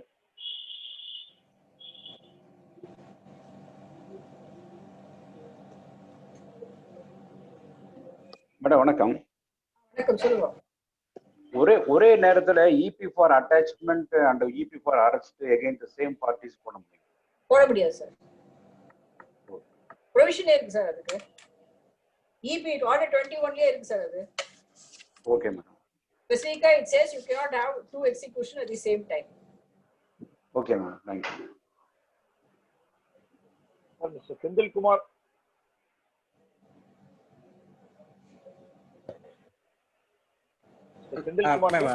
Another one question, ma'am. Already ஒரு EP we are filing against the government and the LAP ல நாங்க போட்டுருக்கோம். We are getting a order in the sub courtல வந்து order வந்துட்டு amount வந்து பே பண்ண சொல்லி we are getting a degree. சரி. The same time என்னன்னா வந்து கவர்மெண்ட் சைடுல இருந்து அதாவது ஸ்பெஷல் தாசில்தார்ல இருந்து we are not receiving any money from special tahsildar section. அவங்க என்ன சொன்னா they will go for appeal in the high court. அவங்க அப்பீல் போகும்போது they are giving என்ன சொல்லிருக்காங்கன்னா கண்டிஷன்ல வந்துட்டு என்ன சொல்றாங்கன்னா நீங்க வந்து கீழே சப் கோர்ட்ல வந்துட்டு ஆர்டர் பண்ண அமௌண்ட்டை you will deposit the lower court then after that நான் வில் கன்சிடர் தி அப்பீல்ன்ற மாதிரி தான் அவங்க ஃபர்ஸ்ட் ஆர்டர் கொடுத்துருக்காங்க மேடம். ஹலோ, அதுல என்னன்னா ஆஃப்டர் ஒரு 5 years வரைக்கும் இப்போ வரைக்கும் they are not obey the they are not execute the that condition. இந்த மீன் வயல்ல வந்துட்டு ஒரு பெட்டிஷனர் வந்து டைடுனால அவங்க ஃபேமிலி மெம்பர்ஸ் வந்து we are included. தென் இப்போ again we are further we are அந்த இபிஏ தான் நாங்கள் கண்டினியூ பண்ணிக்கிட்டு இருக்கோம். ஏன்னா ஆல்ரெடி அவங்க இபிகே அதாவது ஃபர்ஸ்ட் வந்துட்டு அவங்க அப்பீல் போனது வந்துட்டு பார்த்தீங்கன்னா சூட்டுக்கு அகைன்ஸ்டா போனாங்க. போயிட்டு அந்த கண்டிஷன் எதுவும் ஒபே பண்ணல. இப்போ அகைன் நாங்க இபி போட்டிருக்கோம். இபில வந்துட்டு வந்தோம்னா ஸ்பெஷல் தாசில்தார் மட்டும் இம்ப்ளீட் பண்ணியிருக்கோம். அகைன் நாங்க என்னன்னா இந்த மீன் வயல்ல வந்து கலெக்டர் நாங்க இன்க்ளூட் பண்ண முடியுமா? பண்ண முடியாது. எஸ். இப்போ இந்த சேம் டைம் இந்த இபிக்கு அகைன்ஸ்ட் நாங்க ஃபைல் பண்ணும்போது இவங்க திருப்பி அகைன் அப்பீல் போக முடியுமா மேடம்? அப்பீல் என்ன இருக்கா? பண்ண முடியும். ஆல்ரெடி அப்பீல் வந்து எல்ஏபில வந்துட்டு ஆர்டர் ஆனக்கு அகைன்ஸ்டா வந்து வேல்யூவேஷன் ஹையா போட்டிருக்காங்க அப்படின்னு சொல்லி அவங்க ஃபர்ஸ்ட் அப்பீல் போனாங்க. அந்த அப்பீலுக்கே வந்துட்டு என்னன்னா கண்டிஷன் என்னன்னா ஃபர்ஸ்ட் வந்து லோயர் கோர்ட்ல நீங்க டெபாசிட் பண்ணிட்டு அப்பீல் வாங்கன்னு சொல்லியிருந்தது. அந்த ஆர்டர் போட்டு இப்போ வரைக்கும் லாஸ்ட் 4-5 years ஆச்சுங்க. இப்போ வரைக்கும் அது எப்படி? See, they must say make an endorsement that there is no stay by the appellate court, therefore EP can be proceeded with. Avladhan. Yes. Thank you very much. There are some more questions in the chat box, madam. Solunga. In execution proceedings, judgment debtor did not receive any summons from court. After proclamation of sale only, judgment debtor received summon. Whether judgment debtor can get remedies to set aside the sale after 1 year. அவருக்கு வந்து set aside என்னைக்கு அவருக்கு notice கிடைக்கப்பட்டதோ அன்னில 30 days குள்ள he must go and seek to set aside the ex parte decree, say there was no service of summons and also ask for stay of execution proceedings.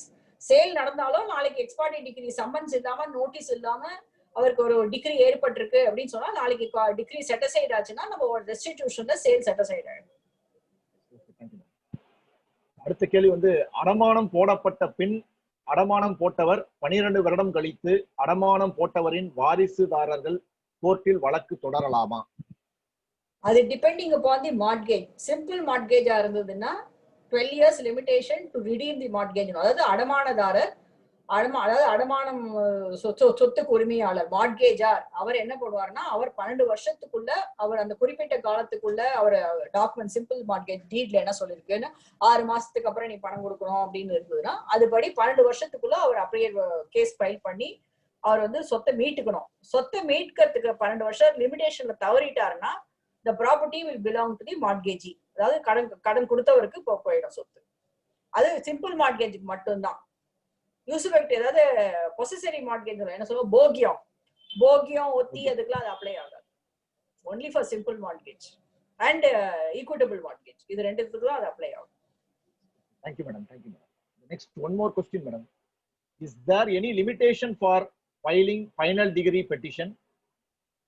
In which final degree petition for mortgage suit வந்து article 137ல 3 வருஷத்துக்குள்ள file பண்ணணும்.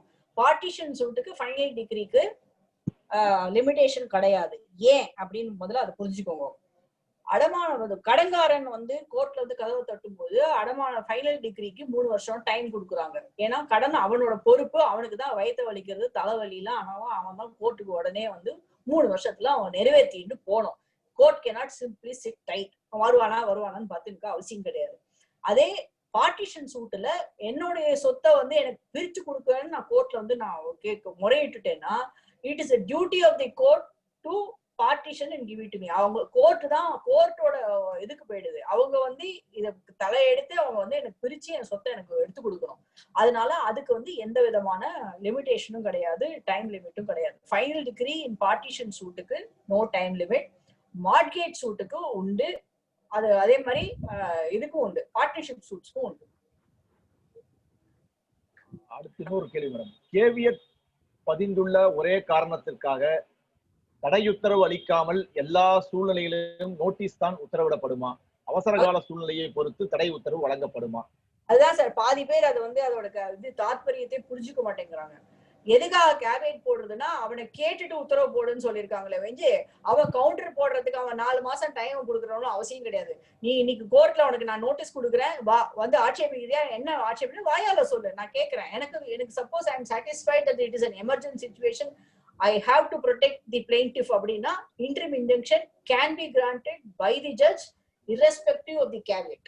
கேவியட்டாருக்கு notice கொடுத்து அவர் கேளு, நீ என்னப்பா அவனுக்கு ஆட்சேபனை இருக்குன்னு கேளு, நான் கவுண்டர் போடுறேன்னு கவுண்டர் நீ அப்படி போடு, நான் இப்போ எமர்ஜென்ட்டா அவன் கேட்கறான், எனக்கு என்ன I am satisfied, I going to grant injunction கொடுக்கலாம், தாராளமா கொடுக்கலாம். பட் பாதி ஜட்ஜஸ் கொடுக்க மாட்டேங்கிறாங்க, அது வேற விஷயம். கண்டிப்பா கொடுக்கணும்.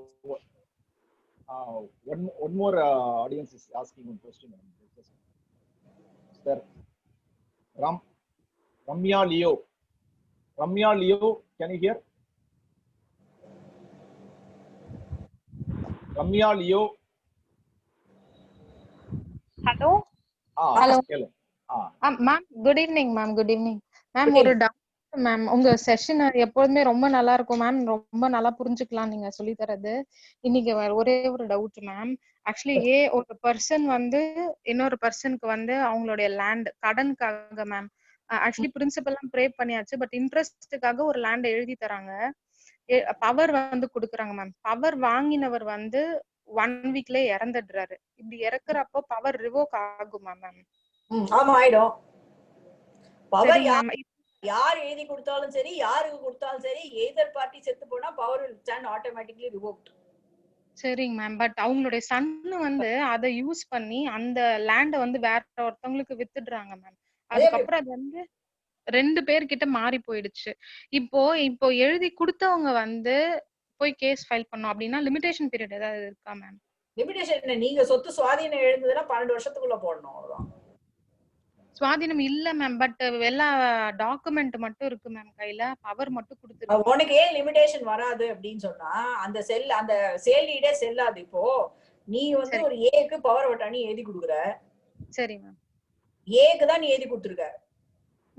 இது வந்து ஒரு இண்டிவிஜுவலுக்கு ஒரு தனிப்பட்ட நபருக்காக நபருக்கு தான் நீ கொடுக்க முடியும் பவர் வட்டாணி. Okay ma'am. அந்த நபர் தான் வந்து உன்னுடைய ஏஜென்ட்டா இருந்தா அவர் செயல்படுத்தணும். உன்னுடைய ஷூஸ்ல அவர் வந்து உட்கார்ந்துட்டு அவர் வேலை செய்யணும். அவருக்கு கொடுக்கப்பட்ட அந்த செத்து போயிட்டாரு இப்போ. ஆமா மேம். செத்து போன உடனே அந்த பவர் வந்து இல்லா நிலையதாயிடுது. அதுக்கு வந்து ஜீரோ. அதுக்கு ஒரு பவர் அட்டார்னி வந்து ஒரு குப்பை. அது ஒரு பேப்பரே தான், அது வேஸ்ட். அது ஓகே ஓகே மேம். அதுக்கு அடியில வந்து எந்தவித உரிமையும் வந்து ஏக்கு கொடுக்கப்படாதனால, அந்த ஏக்கு எந்த உரிமையும் இல்லாதனால அவரோட வாரிசுகளுக்கு எந்த உரிமையும் கிடையாது. அதனால அவரோட வாரிசு வந்து அந்த பவர் அட்டார்னி வச்சுன்னு சொத்தை வித்தான்னா அந்த சேல் டீட்லாம் செல்லாது. நீங்க ஸ்ட்ரெயிட்டாவே சூட் ஃபார் ரிகவரி ஆஃப் பொசிஷனோ இன்ஜங்ஷனோ நீங்க போட்டு வாங்கிக்கலாம். சரி மேம், ரொம்ப ரொம்ப thanks ma'am. Ma'am one more doubt in that, அதுவே ஒரு ரெஜிஸ்டர்டு பவர் ஆஃப் அட்டார்னியா இருந்ததுன்னா என்ன மேம்? ஒரு பவர் ஆஃப் அட்டார்னி அப்படினாலே நீ எனக்காக என் தரப்பில் நீ செய்ய வேண்டிய வேலைகளுக்கு தான் நான் கொடுக்குறேன். Is only my agent. நான் எப்ப வேணா அதை கேன்சல் பண்ணுவேன், எப்ப வேணா ரத்து பண்ணுவேன். செத்து போறதுனாலே ரத்தாயிடும். ஓகே ஓகே மேம், ரொம்ப ரொம்ப தேங்க்யூ மேம். ரொம்ப நல்லா புரிஞ்சுச்சு. Thank you so much ma'am. Thank you. Question, ma'am. Advocate Chitravel. Madam, good evening, madam. Good evening. Madam, very nice session, ma'am. Thank you very much, ma'am. எனக்கு வந்து ஒரே ஒரு டவுட் மேம். இந்த ரீரார்ல வந்து ஒரு டவுட் இருக்குதுங்க மேம். சொல்லுங்க. சோ அவுட் ஆஃப் சிலபஸ் அது. சரி கேளுங்க, தெரிஞ்சா சொல்லுங்க. Okay okay. அதாவது ஒரு பிளாட் வாங்குறதுல வந்து ரீர் அப்ளிகபிள் ஆகுமா மேடம்? ரேராக்கும் பிளாட்டுக்கு என்னங்க சம்பந்தம்? பிளாட் இடம் வாங்குறதுக்கு. பிளாட்டா? பிஎல்ஓடியா? Yes ma'am. பிளாட்டுக்கு ரேராக்கும் என்ன சம்பந்தம்? சம்பந்தம் இல்லைங்களா மேடம்? Okay okay okay. ஏன்னா ஒரு பெட்டிஷன் ஒன்று போட்டிருக்கிறாங்க. நம்ம ஃப்ரெண்டு ஒருத்தர் வந்து சேலத்தில் வாங்கியிருக்கிறாங்க, பிளாட் வாங்கியிருக்கிறாங்க. ஆனால் வந்து பிளாட் எல்லாம் lay out approved lay out அப்படிதான் போகும். பிளாட் ஆர்ஏ வரும். டெவலப்மெண்ட்ல தான், கன்ஸ்ட்ரக்ஷன் பில்டிங் டெவலப்மெண்ட்ல தான் ரேரா வரும். Yes madam. பிளாட் டெவலப்மெண்ட்ல உங்களோட லே அவுட் பிளான் நான் காலியா தானே விக்கிறேன், அதுக்கு ரேரா வராது. Okay okay. Thank you madam. Thank you very much.